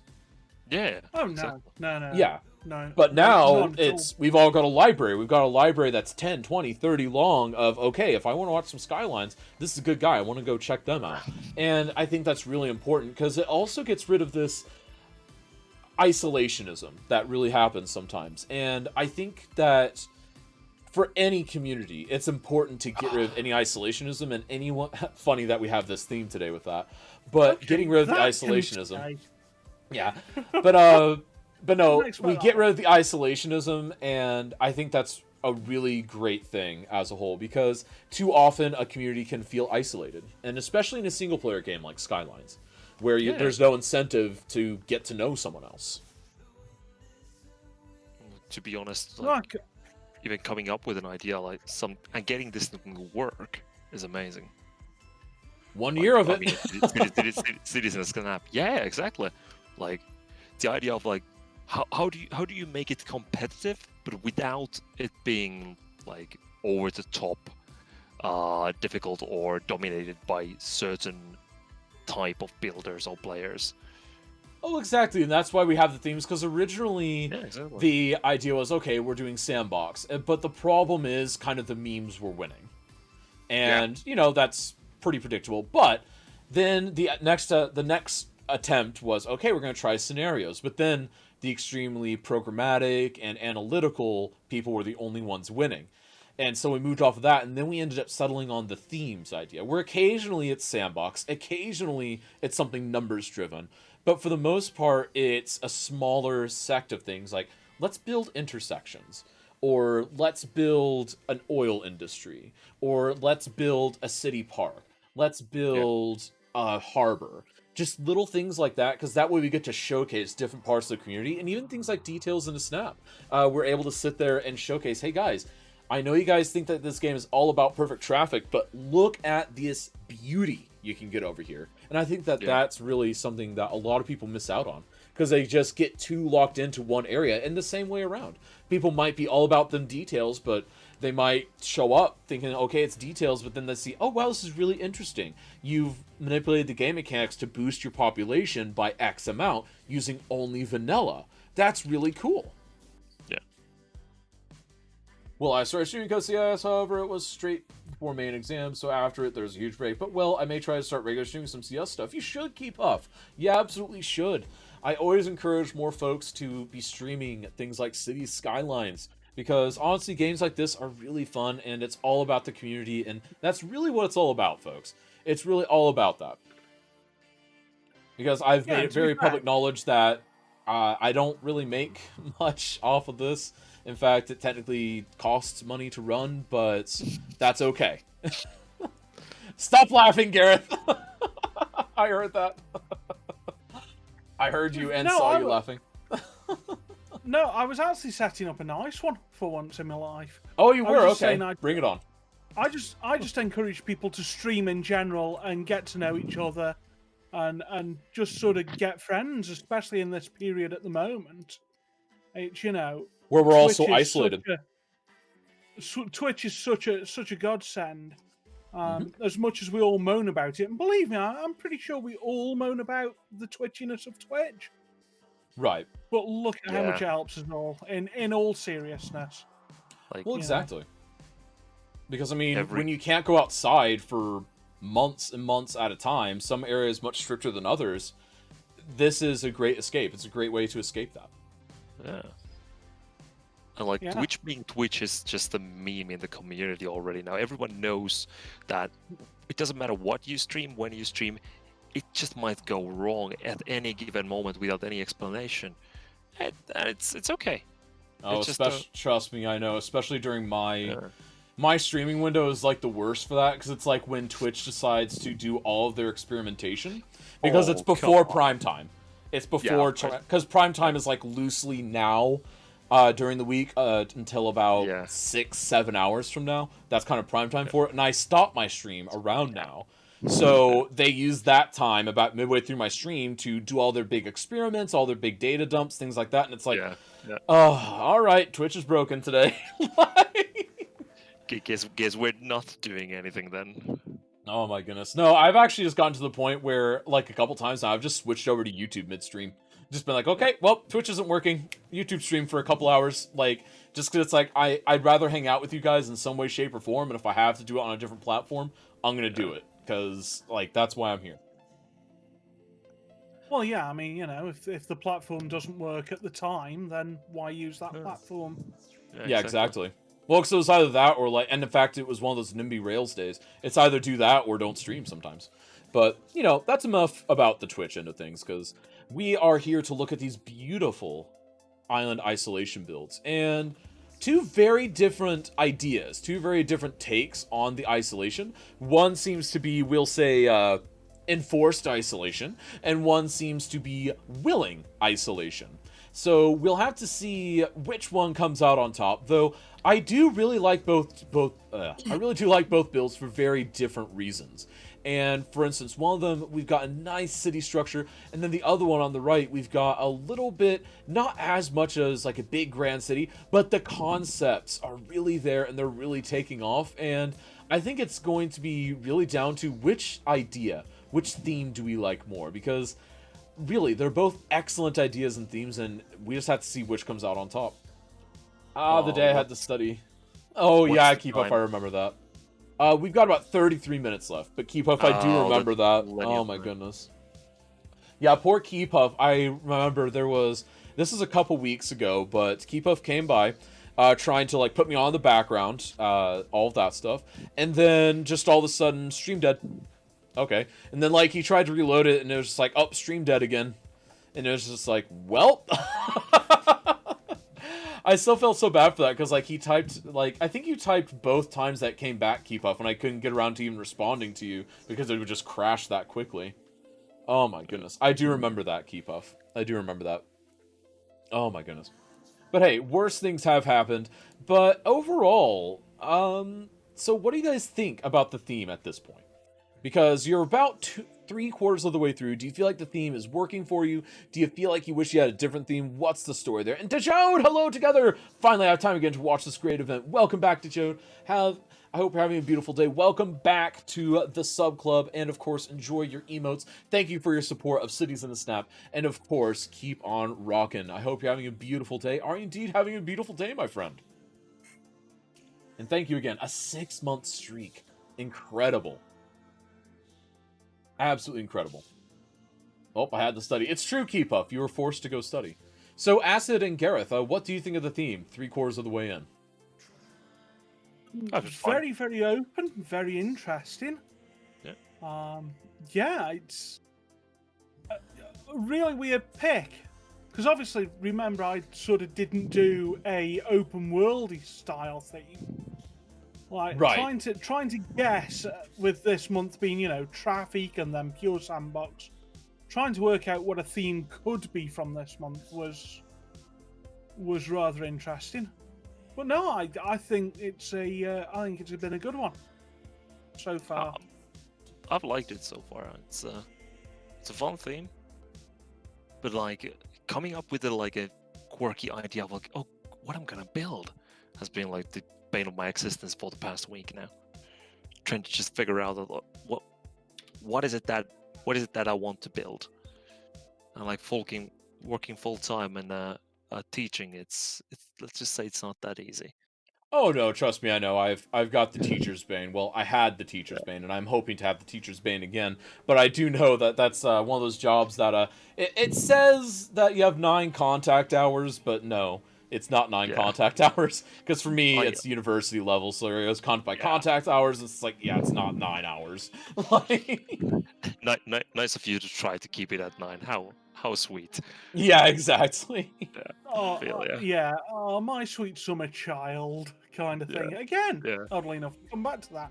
So, chat, question to you all, talking about sweet summer child and all that nonsense. Has Kazjan learned what Lemmings is? What? Yes, I did learn what Lemmings is. I googled it and everything. And yes, Dejod, we're doing very well. Are you doing well, my friend? No, don't build there. Stop doing it. Okay, so that works for it. Fuck off. Go away. Please. There we go. That's better. Okay, that's fine. Okay, that's a PO'd sign. I had to look a little closer, but yeah, it looks like we got a PO sign there. Yeah, I've done the stupid and tried to PO during Snap. PO and a Snap. It was going to be a thing sometimes. Well, it depends. I had a guy here on the studies who was checking ABC exam for a month. What's an ABC exam? I'm also doing well. I'm glad you were also well. And of course, Dejode, always doing well. Perfect and beautiful every Saturday for a year now. A whole year of it. It's absolutely maddening. Like, I was actually looking back at Kaz's wife earlier today because we were just, we were watching some Saturday morning TV and whatnot with our donuts and all that because it was donut day. And we were just like, what were our Saturdays previously? Because like now we kind of like we build our Saturdays around this, and we were just like, this just feels so normal at this point. Like it's kind of weird to think about. Like, it's weird to think about what if I don't have anything to do on a Saturday. Like I don't know how to fathom that at this point. You say that, but I mean, I've watched it. The amount of days that we've. That Minxie and I have gone, oh, it's Cities in a Snap, oh, wait, it isn't. The 1 or 2 times it hasn't been run have been really weird.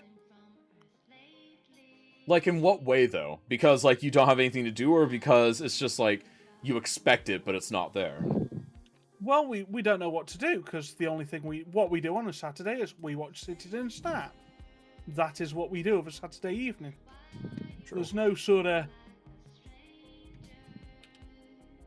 And as Q-Boy just mentioned, huge shout to AJ Info, aka Kaz's wife, for putting up with this, because she, in particular, like, she's not a streamer, obviously. She does send out some tweets for me on Twitter as a courtesy, but she doesn't do anything. She just puts up with me doing this every Saturday. She puts up with this, so huge shout out to her. She's an absolute trooper, because for those who know, she does work full-time. She's the one that currently supports my butt, for the most part, so... Big thanks to Kaz's wife for that, and she enables this event to happen. So, yeah, hey, at least I'm honest. The real MVP. She is the real MVP of this. If it weren't for her, none of this would be possible. I don't know why I'm trying to do detailing in this time, but you know what? Why not? I mean, you've got 30 minutes, well, 27 minutes left, so I haven't got time to do anything. So I'm gonna try detailing. This will be fun. Now, to be fair, Taraja tried it. Taraja did try it. He did pretty well at detailing, and he's never detailed really before. So that was actually a really fun thing, and he did really good. That was his Apple Festival build, if I recall, where he tried some detailing. That was actually a really good build for him. Not just for him, but just in general. It was a really, really good build. Like, it was his best build. I still think it's his best build to date. And I think that was a legendary one. Like, because also the lore behind it, because that's another thing that Season Snap is really involved, because it's gone from just who can build the coolest looking city to who can build the most real fun city within a theme with supportive numbers that also has that wee bit of a story to it. Because it seems that most of our winners, I'd say 9 out of 10 these days, have some sort of story behind their build. Oh, yeah. And I think that's an interesting evolution, because it was never intentional. It was absolutely never intentional. Just, I think it slowly grew into that over time. Because people wanted to justify certain aspects of their build. They wanted to justify, hey, why are these people over on an island? Hey, why is this forestry industry taking over the city? And I think the evolution of adding stories, and it was probably not helped by people like Usually Working, but just absolutely, it's a really fun development, I think, over time. I don't know, folks, after over a year of this now, what are some developments that you guys have seen? Either from chat or from the competitors. What developments have you seen over the past year that you think are positive? I think, honestly, I think the ever growing battle between whether to play modded or not. You get mods coming out like intersection marking tool, which I haven't used today yet. You get no controller, and then you've got some amazing vanilla players who go, oh, so I'm competing against that now, am I? Game on. And then they come through and show how much can be done in vanilla. I think sort of that dichotomy really, really pushes the game forward. I think it pushes both sides. Because I think for the modded players, it pushes us. Because, like, for instance, it was Joey's Coffee Cup. I think he showcased, because a lot of people are like, yeah, man, terraforming in this game is just not good. But Joey's Coffee Cup showed us, with just vanilla tools, you can get really good things. And the big thing was he actually used that sloping tool, which basically I'd say only like 5% of Skylines players have even tried using, and even fewer know how to use properly. And I think that showcasing that of you can get beautiful things like that in game, that was an incredible thing. And then on the flip side, a vanilla player might see something like, oh, you guys have like all these park benches, things like that in here. Let me see what I can do with that using the game's intended mechanics. And then just sitting there and figuring out how close you can get things, how far back the tree can be from the road and still pop up while having the row of benches. Just little things like that just really open up the possibility of vanilla. Because, I mean, even the vanilla players have said the same thing that almost every modded player has said. My playstyle got better because of what I was up against. And I think that's really important because I think improvement is always a fun thing. Because obviously, you can't always improve everything you do, but the fact that we are consistently improving in a 6-year-old game nonetheless is really astounding. Oh, yeah. And I think, the idea that we can keep improving, the idea that there is no one right way to play this. So, someone can come in modded, someone can come in vanilla, and this can be won by either. I mean, a great example is it's a shame that Captain Obvious isn't with us tonight because he's mostly vanilla, if I remember rightly. Oh, and true. He knows a thing or two about island isolation, as we've mentioned, so sorry I had to make the joke. I had to one more time. It's fine. You didn't. But I did. Yeah, I did it anyways. And Dejode is thinking about streaming and showcasing his... Dude, Dejode, you should stream. Because, folks, couple things to keep in mind. If you are participating in Season Snap Extended Edition, be sure to stream it live if you want. And you can always tag us. You can let us all know in Discord. And I do try to tweet out some people as I see it happening on the Season Snap Twitter account and my personal Twitter account even, just to kind of build that hype train a little bit. And I am working on something to where you'll be able to tag it automatically, but I'm not finished with that part yet. That's still going to take a little bit of programming on my end. But another thing to keep in mind is, sorry, I had something in my throat there. If you are wanting to participate for next month, the signups will be available about an hour after today's event concludes, and that will be DLCs and snaps. So basically what we're going to do is week 1 is going to be Park Life in a snap. Basically your best demonstration of Park Life. What does that DLC bring? Week 2, Campus Life.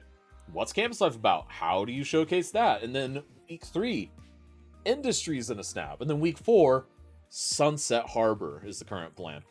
And maybe, just maybe, by building things up like that, I can then look at Paradox and say, oh man, if only I had a fifth big content DLC to sit there and showcase.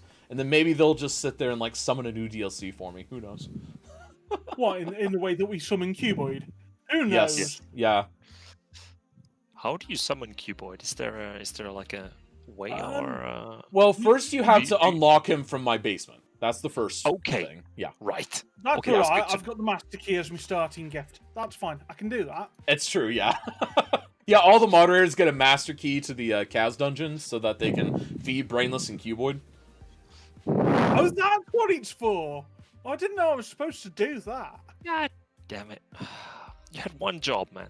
One job. No, Skipper says you also need a pentagram and 5 black candles. And Ace the Phantom, I started following you guys due to a buddy of mine letting me know about you during one of my streams. His name is Messes Up. He's so nice. That's great. And again, it's an open community event. It's open invite, Ace. You are welcome to participate. Anyone is welcome to participate. And again, fun little thing, occasionally our winners, I do send over to Paradox for their live streams. That's a fun little thing. If you win a Season Snap event, if you win a finals, you're kind of in the top list of people that I will ask if they want to participate in that whenever that happens. If you win just a weekly, a qualifier, then you're kind of on that second list of people that I ask. And yeah, we sent several people over there, usually working, Toady, Jedi, a whole bunch of people we've sent over there to stream over on their channel for their weekly community streams on Tuesday. And I really hope that that's benefited you guys. I really do hope it has in some way, shape, or form. And if anything, it's always been great fun seeing you guys there. And then Keepuff has an idea for Park Life in a Snap. Just yesterday I had to delete all my Steam files to fix a game. Then I realized I deleted my entire workshop for cities. That's less than ideal. Good thing I just reinstalled the game and it fixed itself. Yes. I definitely win Industries in a Snap. Would you? Well, we'll have to find out. The signups go live about an hour after today's event concludes, so be sure to tune in for that and see if you can get in on that, and maybe we can see just how magnificent your industries really are. But yeah, can we get some hype for Deshode maybe streaming? I think that'd be fun. I'd like to see a Deshode stream. I'd like to see what they would do. Oh, hype for anyone that streams. Simple. Yeah, exactly. Gives us more Skyline streamers to sit there and drool over. Might start for Sunset and Snap. So Sunset and Snap is actually going to be the finals, Skipper, so you would need to win one of the previous ones to get in on that. Because keep in mind, we have 3 qualifiers, then a final. So you win a qualifier, you get an invitation to the final, and then whoever wins the final is the winner of that month. Do you know how I get black asphalt roads? There are some assets for Ace the Phantom, if you have the workshop available, and then of course you can also use something such as what is it? Oh wow, I can't remember what it is. Surf. You can use network lots as well, I think. Are you network, thinking network skins? Network skins. That's it. I was like, it's not Network Painter. Like it's Network Skins. My apologies. Yes, or Road Color Changer, that works too, or Network Skins too. Network Skins is the one that I use. From Amazon Sunset Harbor. However, again, Sunset Harbor is something that, again, all of the DLCs are, all of the themes are things you can technically accomplish without the assigned DLC. So for instance, you could build up an industry area without industries. You could build up a park area without park life. You could build up a campus area without the campus DLC. You could build up a beautiful representation of Sunset Harbor, get a big harbor like that without Sunset Harbor. So again, there are lots of possibilities here. But yeah, Road Color Changer Keyboard, I haven't used that one ever, pretty much. I got it. Good evening. What's up, Mama Van? Hope you're having a beautiful day. Now, as we have about 17 minutes left, are you guys starting to feel the panic yet? Very much so. Not so much. I think I've done almost all I can. I'm feeling quite well. Ooh, feeling confident there. Is that a little flex saying, dude, I don't need any more, I'm done? Yeah, well, like 2 hours anyway. I think I might go grab a cup of coffee and just enjoy. Does that have you a little nervous there, Gareth? No, I think he's trying to just get me to quit out. I think I know his plan. Gareth, I think he's trying to do Lemon Popsy's trick. Gareth, there's this you had a chance, but when? That's a good point. When did he have a chance exactly? I want to hear this. Please finish the thought. We're all very curious at this point. I wasn't expecting that response. Let's just say that much. Yeah. Shame about that. Right? Well, yeah. I'm still building while we're having this conversation. I just don't know. I know I have to build something more, but I just don't know what. So no panic, but just what next? What is the next piece that I put in this thing? What should we do? You obviously need a statue to Gareth's greatness. Where's the statue to Gareth's greatness? Yeah. Wait. That could be the Church of Gareth. That we already have the statue of Liberty of New Steveland. So we got that. So wait. You have Steveland, but you also blame Steve. So is this where you send all the Steves that break things in your city? Yeah, this is where they go. Okay. Basically, where they go, or they are sent against their will. No. There's a story behind this. Should I tell it now or later? We'll wait for the interviews. For story time. Okay. Well, there's a story for the new Steveland. I'm just gonna. Dejode. Big hype to the participants, of course. Today we only have two, unfortunately, Acidosil and Gareth, because we were only able to have 3 competitions this month, 2 qualifiers and a final, due to just a real life situation with me and Kaz's wife that couldn't be helped a couple weeks ago, and then last week's winner, 3 weeks ago's winner, Captain Obvious. Captain Obvious, he lives on a remote island in the Pacific, actually, and they are getting some storms in that area right now, it seems, and it's possible that he just doesn't have access to interwebs, and that he's perfectly fine, so we hope he is well, we trust that he is okay, and we're just pushing on without him. And you know what, this is a good reminder that we do have the 1v1 format available regularly, because remember folks, you can challenge anyone you want in the community to a grudge match, and that'll trigger a 1v1 1-hour competition, complete chat vote. You guys decide the map, the time, and the build, and chat will decide a winner. I'll be there to host, and it's a great fun time. It's a great way to spend an hour during the week.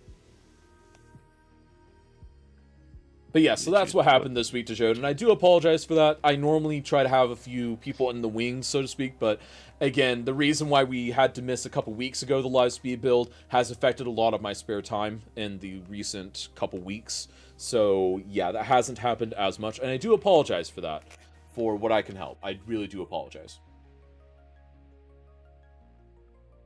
Okay, this is weird. For some reason, all my traffic has just stopped. Well, clearly, your traffic is fake. Yeah, like birds. Much like birds. Need to go through all my mods and make sure I know how to use them all. I'm still learning what Move It does.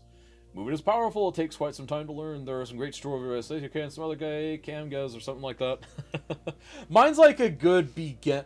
The way that I've actually talked about this keyboard, and I don't know if you agree or disagree, if people watch mine's a good surface level thing of what Move It can do. Slays shows you what an artist, like, kind of, I guess, how you can use it as an artist tool. I show you kind of the basics, and then I feel like Slays, because I've watched his, it's great. It's a great way to show what the real artistry behind Move It is. That's the way that I personally feel about them, but you can feel free to critique. That's fair, yes, yeah. And that's kind of how I've rated it, but again, if anyone feels differently, they can let me know on that. Because again, Slay is just, he's such an artist with it. He does all the right things. Now just sitting there like, I can't even think of that stuff. You don't have to apologize, your idea is great. I love this community. I feel very well taken care of. Well, that's good, Dejode. That's good. Because I want to take care of you every Saturday. Well, during the week too, but that's a different thing. But I want to take care of you here every Saturday. Triple 4-minute warning. It's true, because did you guys know that we have 11 minutes left and 45 seconds? I did not. Well, what do you think now that you do? I kind of wish I hadn't just been told that. Are you having a little bit of panic? You could always pet the yappy dog to feel a little better. The soft dog will make things better. Okay, I'll pet the puppo. What's going on there? For the Acid, so he has kind of a meme emote thing. Just Yappy Dog's just a cute little dog that waves and says hi as his emote, and he has it next to him as if it's sitting in the chair next to him during his stream, and it's really cute. And he literally just reached over and like very tentatively like pet the dog. Aww. If anyone wants to spam my emote in Cities in a Snapchat. Although, to be fair, I think I've got another emote that needs building. Oh, that's a screenshot. I'm on the wrong account for my Gareth emotes. Oh, that is a screenshot, Gareth. Oh, man, that was a good one. Very well played on that. Some trick I learned recently was to place large industry storage warehouses on top of each other. Yeah. Hey, I can do you one better with Move It. Who else hates whenever you had to sit there and move stuff like down the street or across the street for something that is intrinsically linked? I decided to cut out the middleman, and I just put my crematoriums inside the old folks' home in Sunset Harbor. It's fine. Bit more, but I mean, a bit. If you'd have put them in the childcare centres, then you could have said that it was cradle to grave care. I still remember Q-Boyd saying something along the lines of, "I didn't intend Move It to be used like this." Q, there's a cash gem involved. It doesn't matter how you intended it to be used. It's not going to be the way you intended. Fubarius is spamming the Gareth emotes. There we go. It's just basically, oh shit, go back. Why? How did we get here? No. It's whale time? Maybe. Well, it's whale time? It was kind of awful. Is it whale time? It's whale time. And keep up. So the joke is, the elder care facilities in Sunset Harbor, it's kind of a way to extend the life, so to speak, of your elderly population and get a little bit more tax dollars out of them before they kick it, so to speak. So it's actually a nice way to naturally boost your population. But, obviously once they're... So, like, they don't live there. But the joke was, oh, we're sending them there, and then there's the crematorium. Why would they go to a different road for that? Why not just cut out the middleman, so to speak? Less travel time. It's just basically like I assume you have played Surviving Mars, where you in the end you have to build like specific domes for elderly and the kids, because they are not producing anything for your colony, so they just get to hang out in their own little dome and grow up and die there. I've actually seen people do the domes in that game, and again, this is a small sidetrack. We'll get back to Skies in a second, but I've seen people do it as like a production chain, so to speak, of you actually have like 2 or 3 little child domes that feed into a couple of main domes where they live, with a couple production domes outside of those, and then those feed into an elder care dome, and then that feeds into just kind of the recycling area, so to speak, and then it kind of it's kind of more, but like it is an efficient way to do that game. It really is. It is. And like when I was playing, I was like always thinking about, okay, how do I make this most efficient? Have you seen the Great Plan map? I don't know what the Great Plan map is, Ace Phantom. Feel free to send it to me on Discord though. Keep saying that we need to add Kaz getting off topic to the bingo. We really do. Oh, that was a clever idea. +1. Oh my goodness. I think Garrett's gonna get on that with the bingo. He's gonna be like, alright. Done. However, I just thought we could stack schools to make it realistic. Yeah, I've done that too. ID, Whoop, Strong Channel. Yeah, oh my goodness. More like jank distractions for me instead of Imperial distractions. But anyways, so... Wait. Where's Jedi? Where's Jedi? What do you mean, where's Jedi? He's moving right now. He doesn't host every week? No, he doesn't host every week. Are you kidding me? I can't get him here on time for 1 week. Like... I mean, that is a fair point. Yeah, fair is fair. Fair is fair. Gotta give. And yes, Ace, Kazwife is actually the Kazwife IRL. She is magnificent and wonderful. She is beautiful and perfect in every way, and I am so lucky to have her in my life. Yep, almost 4 years. It'll be 4 years of Kaz marriage in May. I don't know how she hasn't run off yet. We have 4 or 5 different bingo cards so we can get actual bingo winners. what there are different bingo cards. All you do is use that generator. Anyone who clicks on that link gets a completely a new bingo card. Yeah. So, yeah, they are all different. It's like if you type this, and then you just click that link, it'll be different for when you click it versus when I click it. Like, you can click it 5 times, and there will be 5 different bingo cards. Well, I hope this 4 years will turn into a lot bigger number. Oh, it will. It will. It will. Yeah, it will. It definitely will. I love the Kazwife more than anything. Anyways, so sappy love stories aside, so we've got 2 incredible builds here. Again, this is we're nearing the end of the February finals for Cities in Snap speed build, but a couple quick reminders. First of all, if you want to help support the channel, thank you to those who subscribe, drop bits, all that. It really does help because all that gets dumped into comping the costs of running this competition. And of course, you can also support the event further by using Patreon. That's right. You see that beautiful artwork on the top right of the screen? That is a physical piece of art that gets mailed to you if you are at the city council tier or higher. This is an example of last month's Snowbound art. I've got a little wall starting over here on my left. It's absolutely beautiful. You get that physical art print mailed to you. Nice, solid cardstock. It's not going anywhere. It's going to last forever. And that gets mailed. No extra cost to you if you are part of the city council tier or higher, and that is a special thank you for helping support the event further, and also you get some sweet physical loot as a result of it. Well, I hope this was, there we go. And of course, a final reminder, Cities in Snap Extended today was won by the legendary, of course, today's theme was rails and trains. It was run by Usually Working one with his beautiful submission that can be found in the Cities in Snap Discord under the Cities in Snap Extended area. And next week's extended theme has been announced and is going to be ports and harbors. You'll want to tune in for that. It's going to be absolutely lovely. And then, of course, a final little bit, you can make sure to pick up your Cities in Snap t-shirts. That's right, we got Cities in Snap shirts available at that merch command, merch.streamlabs.com/citiesinSnap. Get your Cities in Snap shirt. We have more merch on the way. It's just not done yet. We want to get that available for you because we've had a lot of cool ideas for it. Just our person that's doing merch, he's struggling with the website, and the website is like in chaos right now. So we're working with the website to try and get that all worked out. There is more merch coming. Do not worry. We have heard your calls. With my lovely handwriting on the front. Yes. Yeah, Kazwife has pointed out that she's the one that does that. We already have a coffee mug, actually, Skipper. We have a beautiful coffee mug.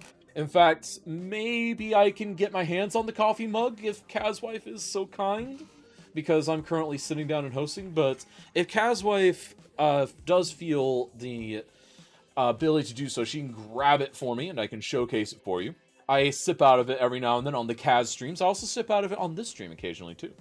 Because the coffee mug is great. It's a great way to show your support for Cities in a Snap.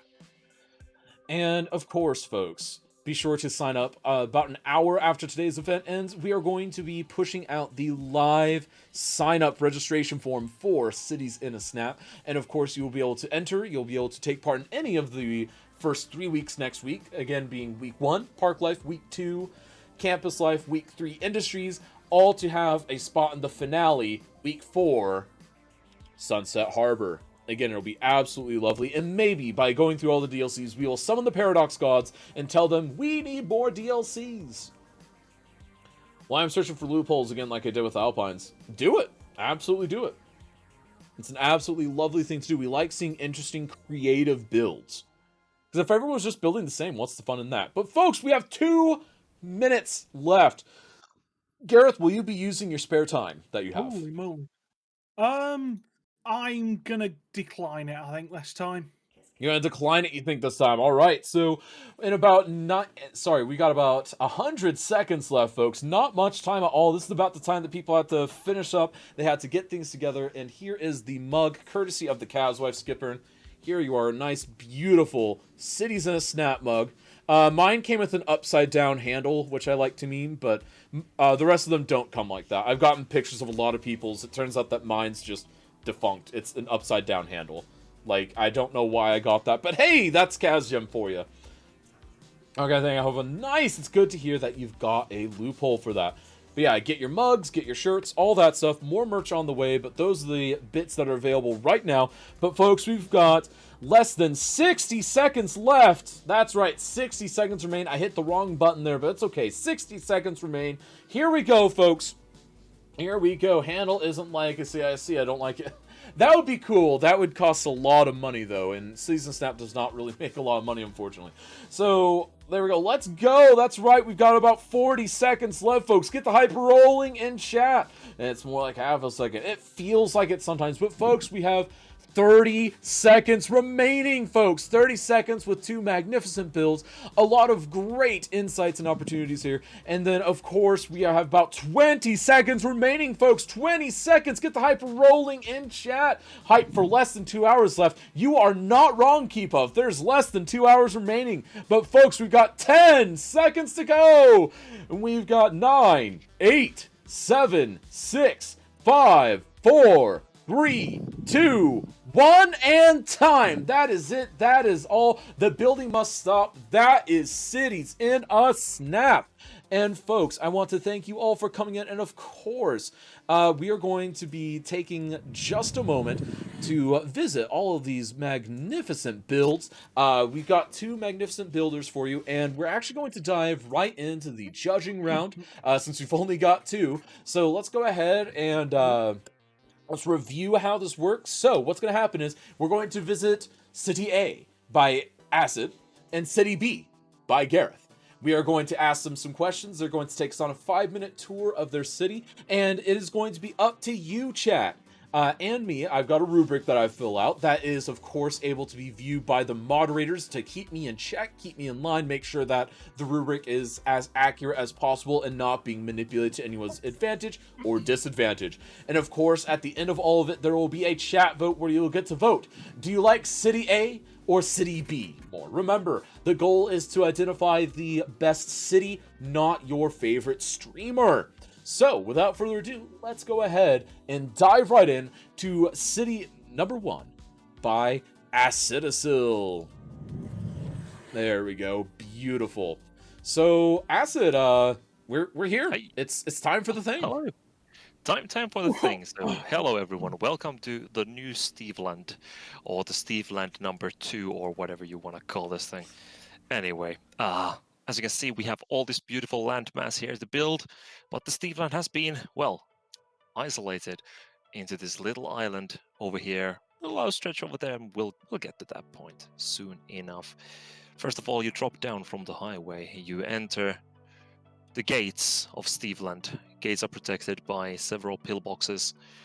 Cannons also hung the traditional Steveland insignias at the gates.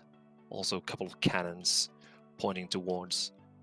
After that, you have to pay the toll to enter the mighty Steveland. Also, you have to pay the toll to exit the mighty Steveland, but that's a completely different thing. And here is the legendary Steve the First, welcoming everyone with open arms. As tradition, the very traditional Stevelandian traffic jam, or the jam as they like to call it, as you enter the main boulevard of the Steveland. That gets you through and into the city. On both sides we have a small park area over here to commemorate.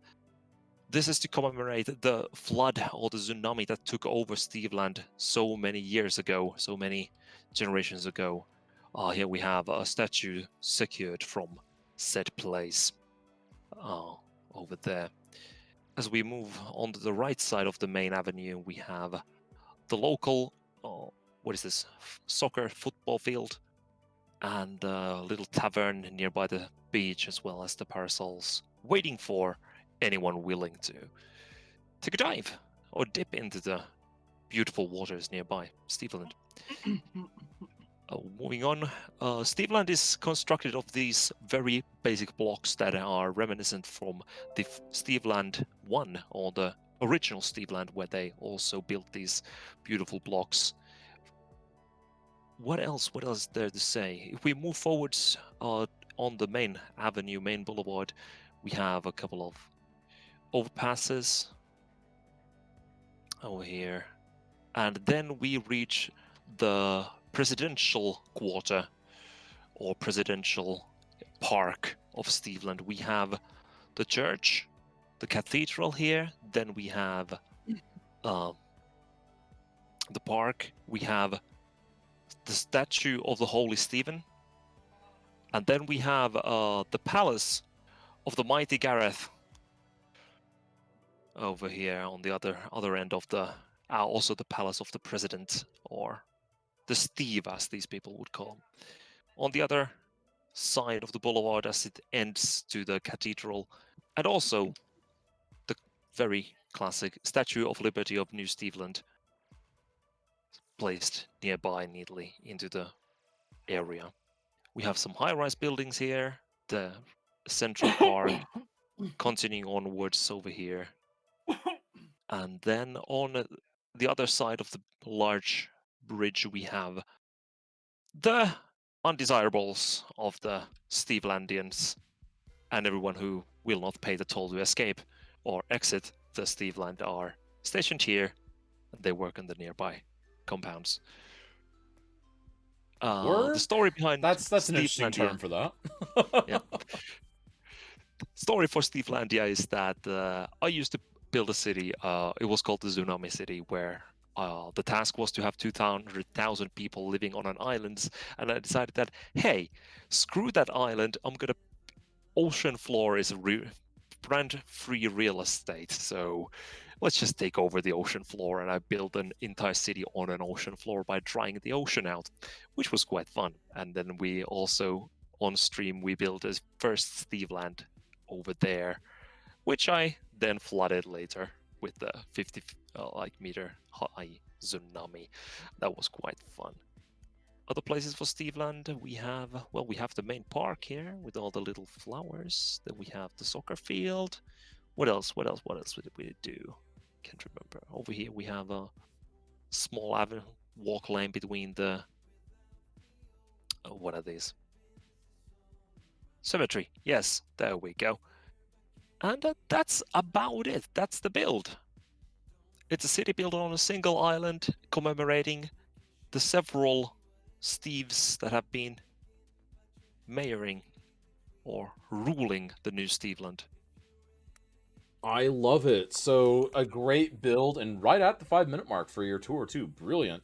Yep. So I love the idea. I love the isolation in the state aspect of it. I think it's a really wonderful take on the island isolation theme, and I think a really worthy one. And I love the fact that it kind of gives off a little bit of kind of the, I guess, kind of the kind of dictatorship vibe, while also kind of, I guess kind of the new, kind of almost revolutionary idea, if that makes sense, because you've got the walls in there. So it's got a little bit of everything, and I think that's really interesting.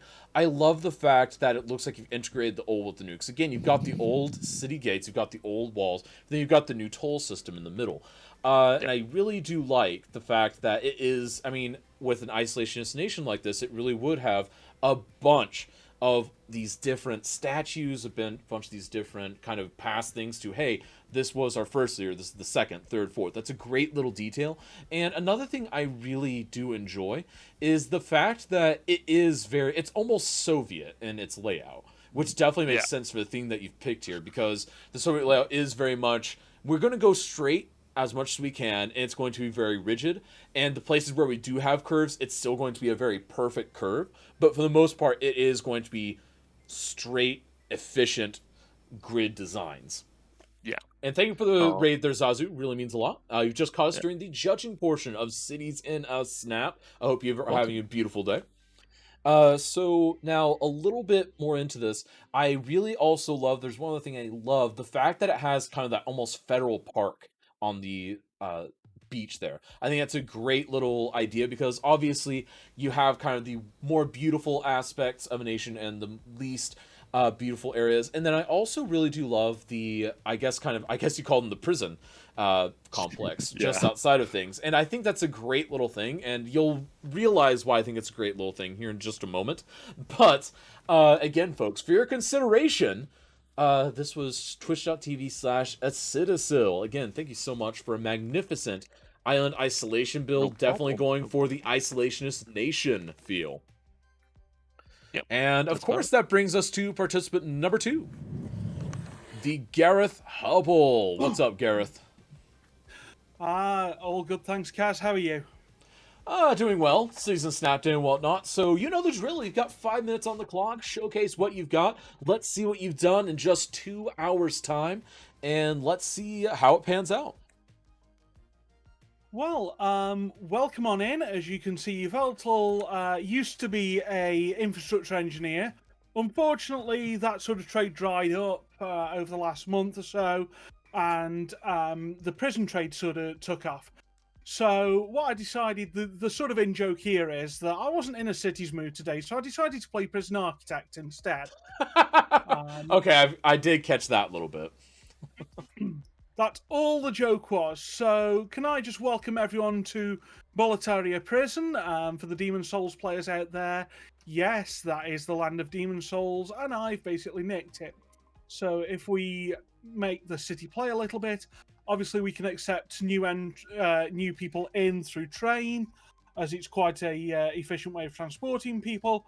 And we have the sign here for the Department of Corrections to show that we are in, of course, Boletaria Prison. Boletaria Prison. I will learn how to pronounce it. Now, the reception centre it's again, we've got another one of those signs, just to sort of remind everyone where they are exactly. And we've got a reception area that's almost sterile. We've got a fleet of police Volvos, as they are the finest car around. And then what you'll see is much more of a usual city-style thing. Now, what's going on there? Well, our dear leader Yveltal has decided to become rather more humane. They've decided that, you know, Ernie's dictatorship wasn't the best idea, and that humanity is a good thing. So what we have is a population living in very, very normal conditions, sort of in terrace houses with normal shops around the place. And then these elevated walkways. Now, these are more for the guards, because, of course, we do need to ensure safety in this place. Yes, we want to reform people. Yes, we want to help people. But we are, after all, dealing with people who have been convicted of crimes. So we've got somewhere for them to live. We've got somewhere for them to do some shopping, a nice tiered area. You know, remembering that we're dealing with people, we have a bus shuttle service. And, of course, you know, Yveltal is a Pokemon. So a few things are Pokemon themed. We have the wonderful Pokemon Center. Oh, look, there's a couple of buses going past. And a tourist train for some reason. We bought that for scrap value and did it up. Some of the inmates decided that they wanted something a little bit more special. And you know what? We allowed that because we are benevolent dictators around here. So, of course, we have the Pokemon gym, Yveltal's little joke as to one schooling. So if we sort of travel up and around here, we've got the top loop, and we have these little watchtowers. Again, this is, you know, yes, we're trying to create a normal feeling, but we absolutely do need to maintain security as well. I mean, over here we have a couple of, well, we have a maximum security block. This is a more punitive measure if we do need to lock people away in some form of confinement, if we do need to suggest that they learn how to behave a little bit better in the prison population, we do have the more traditional facilities available. Next to that is the prison farm, because we believe in hard labour as a way of reforming people if the nice touch doesn't work. Now, this used to be sort of an old office block. As you can see, we're on what used to be a rather pleasant tropical island. However, people have sort of stopped visiting. We acquired this through a compulsory purchase order or eminent domain, if that's where it's called in your neck of the woods. So we're starting to redevelop. Of course, the Pokemart, we tried, it didn't work. And we've still got to get rid of some of these larger buildings. But they do give us a skyline, and they remind us of the history of this of the past area. So if we sort of navigate around, we get a little bit of industry. Obviously, in a factory, in a prison, we've still got to make a bit of money. I mean, this is still private as much as we are trying the educational route. We've got to put the inmates to work. We have to make sure that our residents are paying their way. So, oh look, we have a garbage dump there that seems to have spilled out into the main population, but you know what? That is fine. A couple more watchtowers, a little bit more stringent towards the motorway, because of course that's a better place for people to escape if they wanted to go. And don't forget that we do have the wonderful prison hospital facilities. Make sure for healthcare. We have the bus depot with a little sign just to sort of put a message of the day up, or to sort of say to people when their next little shuttle bus is coming around. And as you can see, we have a reasonably comprehensive road system. Again, people are allowed to drive, even drive their own cars within the prison complex. Of course, with the watchtowers being here, they're not allowed to exit, and if any of the prison registered cars do exit, well, watchtowers have got snipers in. They can hit tyres. So that, I think, is our prison. Oh, and by the way, just because... Oh, no, it isn't. I thought I'd spotted fire, folks. So, sort of from back here, from Yveltal and I will probably leave it there with well, what could be quite a nice screenshot, hopefully. So gotta get that screenshot. So... Oh, it's kind of rude not to. Obviously. So I love the build. I love the creativity. I like the idea of, hey, you know, I'm not playing cities. I'm playing Prison Architect. It's a great way to play it, quite literally.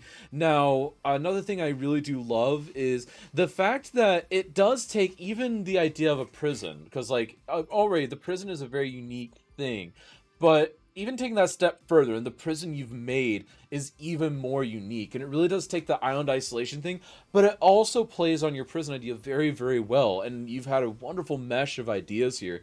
Overall, though, I have to say I guess the one thing that I guess is lacking a little bit is obviously, I mean, you're playing Prison Architect and set. An idea that they have in that game is your prisoners need kind of they need the right equilibrium between punishment, they need reform, and they need work. And it almost feels like your balance may be off a little bit, but again, it's, you know, it's a different game and all that. That's really the only minor critique I would have of that. I mean, I would kind of argue that we've gone for the very heavy Norwegian model, which is very heavily based on reform. I believe the maximum sentence there is 6 years. So they really do ham up the idea of the punishment is the isolation. The punishment is you are not going to be with your family. Well, again, that's that's not taking anything into the rubric. Like, the rubric doesn't even reflect that. That's just a personal on my end. But, because you mentioned the Prison Architect thing, that's why I wanted to mention that. But again, folks, another magnificent build. Again, this is from twitch.tv/Gareth Hubble, and best of luck in the polls. Thank you very much. That's right, I don't have to click out of your room, because, folks, we're in the same room, folks. We've got two magnificent builds here. And chat, you guys get to vote now. Who do you think has the best representation of island isolation? Is it newcomer Acidosil, or is it reigning champion Gareth Hubble? So let's find out who wins. We're, of course, going to take it to a chat vote. And let's see here. And while you guys are filling out this chat vote, I'm actually going to be finishing up my rubric. So actually, I don't know how to type apparently. CS, I cannot type today. Oh my goodness. 4th time's the charm. There we go. Okay, so Acidosil or Gareth Hubble. And of course, if you cannot see this poll in Twitch chat, you can always type in Twitch chat /vote1 for a Citasil, or /vote 2 for Gareth Hubble. And again, whoever wins in combination of the rubric that I'm filling out and with the chat vote that you are filling out, whoever wins the combination of those once they are smashed together will, of course, continue to be the reigning champion of February into March. Flipping a coin. Honestly, I think a coin flip might be a decent way to figure this out. Max punishment in Norway is 21 years, but that is reserved for mass murderers, terrorists, and pedophiles. Right, Skipper. We won't get into that here, obviously. Yeah. Let me buy votes. Yeah, exactly. Just buy votes. Oh my goodness. Could you imagine? What is that called? Democracy Plus, where you can just buy the votes on Twitch? I don't remember who told me that, but like someone told me that and they had taken it from somewhere else even, so. Can we demand recount if need be? Is that a thing? Oh man, don't. Oh man. I mean, okay, I thought no. I went political with this. Yeah, I was going to say, the one thing that scared me most about this build was that obviously the law was very political. And now like, chat is demanding how can I push this? Avi likes trains. You can get that with the cinematic camera. Yeah, you can get the cinematic camera right there. It's baked into the game. Yeah. As of, I think mass transit is what brought that in. Because I know it wasn't in the first iteration. It was pretty soon after, though. It's baked into the game. There are mods that can get you more elaborate ones, for sure. Yeah. Like I think I practiced, I had a mod that, like, every time the cars would collide, it would take the cinematic camera to that exact point, or it would only follow police helicopters and stuff if they were flying. So it was pretty cool. But didn't want to. Like, not my cup of tea, to be honest. Right. And again, folks, get your votes in. I've got my rubric all filled out over here, and chat definitely has sway this time, is what I'll say. Chat has sway. Yeah, I think I used some sort of replay buffer or something. Right. The replay mod is another way to do it. Yeah. But, again, just baked in the game, there's a nice little cinematic camera. The only problem with the vanilla cinematic camera is, as a Citizen mentioned, it's not as specific. So it just it'll follow any network in a tile that you've unlocked, for the most part. That's pretty much the way it goes. Is giving us both a bit of fun. Oh, yeah, because there's just so much space. You feel no tie today. What is your goal, to tie it on me or something? Dear goodness. All right, and we have a chat vote. So let's see. Let's go ahead and plug that into the rubric. And it does look like the winner of the February finals of Cities in a Snap is... Drumroll. We have drum rolls.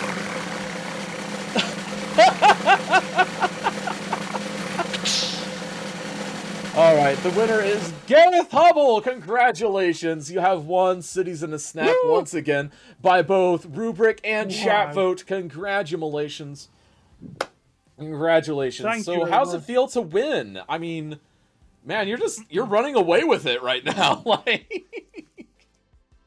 Well, wholeheartedly unexpected. Thank you very much, everyone in chat, and hopefully it's been great fun. I love your prison acid. I saw that and I was like, oh, you're playing Tropico. Yeah. Did both of us decide we were not playing Cities today? Did both of us just nope out on Cities and decide to play a different game? Yeah, it's like you know what? It's just that kind of day. Yeah, it's just that kind of day. Honestly, I did like that, and I didn't even put that together. Yeah, I mean, you've definitely got like the Tropico vibes going on, and even with the dictator statues, like again, it's very Tropico. So I actually that totally makes sense now.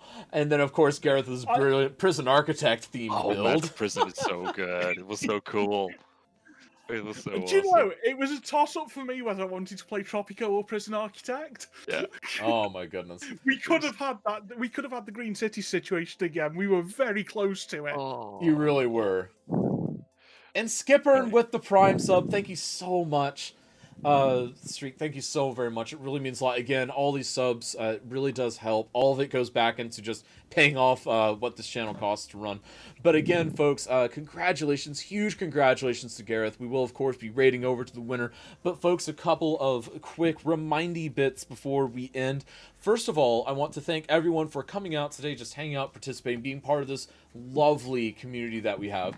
And keep up, more on Prison Architect in a snap sometime soon. And then Natural Disaster in a snap. We've actually already had that. We will have more of that in the future. But a couple quick other reminding bits. So first of all, congratulations to Gareth for winning. Of course, congratulations to the one and only usually working on winning Season Snap Extended Edition. Remember, Extended Edition is the week-long Season Snap format that you can submit to me on Friday, your builds, and then I put it in for the Saturday show. And of course, if you want to participate in that, be sure to check out the Discord, because this next week is all about ports and harbors. That's going to be a great time. And then, of course, another quick reminder for the Patreon. The Patreon is here as a lovely thing. This is last month, but for the month of February, so if you still have a day to sign up, if you sign up on Patreon, you will get a brilliant art mail out of a city's skylines piece of artwork, and that looks like this thing that is on the top right of your screen. That beautiful intersection will be mailed to you in a nice solid piece of cardstock. Gets mailed right to your door if you are at the city council tier or higher over there. And again, nice physical loot for your support of Cities in a Snap. And also it shows your love of city skylines at the same time. And also a final reminder that here in a little less than an hour, the sign up and registration will be up for February. So be sure to sign up for that. It's going to be amazing. It's going to be awesome. Open up the barbershops. I know, right, Birdman? I need a barber really bad. No, if I get my hair cut, then I stop functioning. Are you sure it won't be opened up for March instead of February? It'll be open up. Yeah, I'll open up for March. I'm gonna open it up for March. Sorry, just got a lot of dates in my head. And also next week, be sure to look forward to the reveal of the Patreon artwork for the March Patreon supporters. And folks, until next time, this is Kazgem and Cities in a Snap signing out. See ya.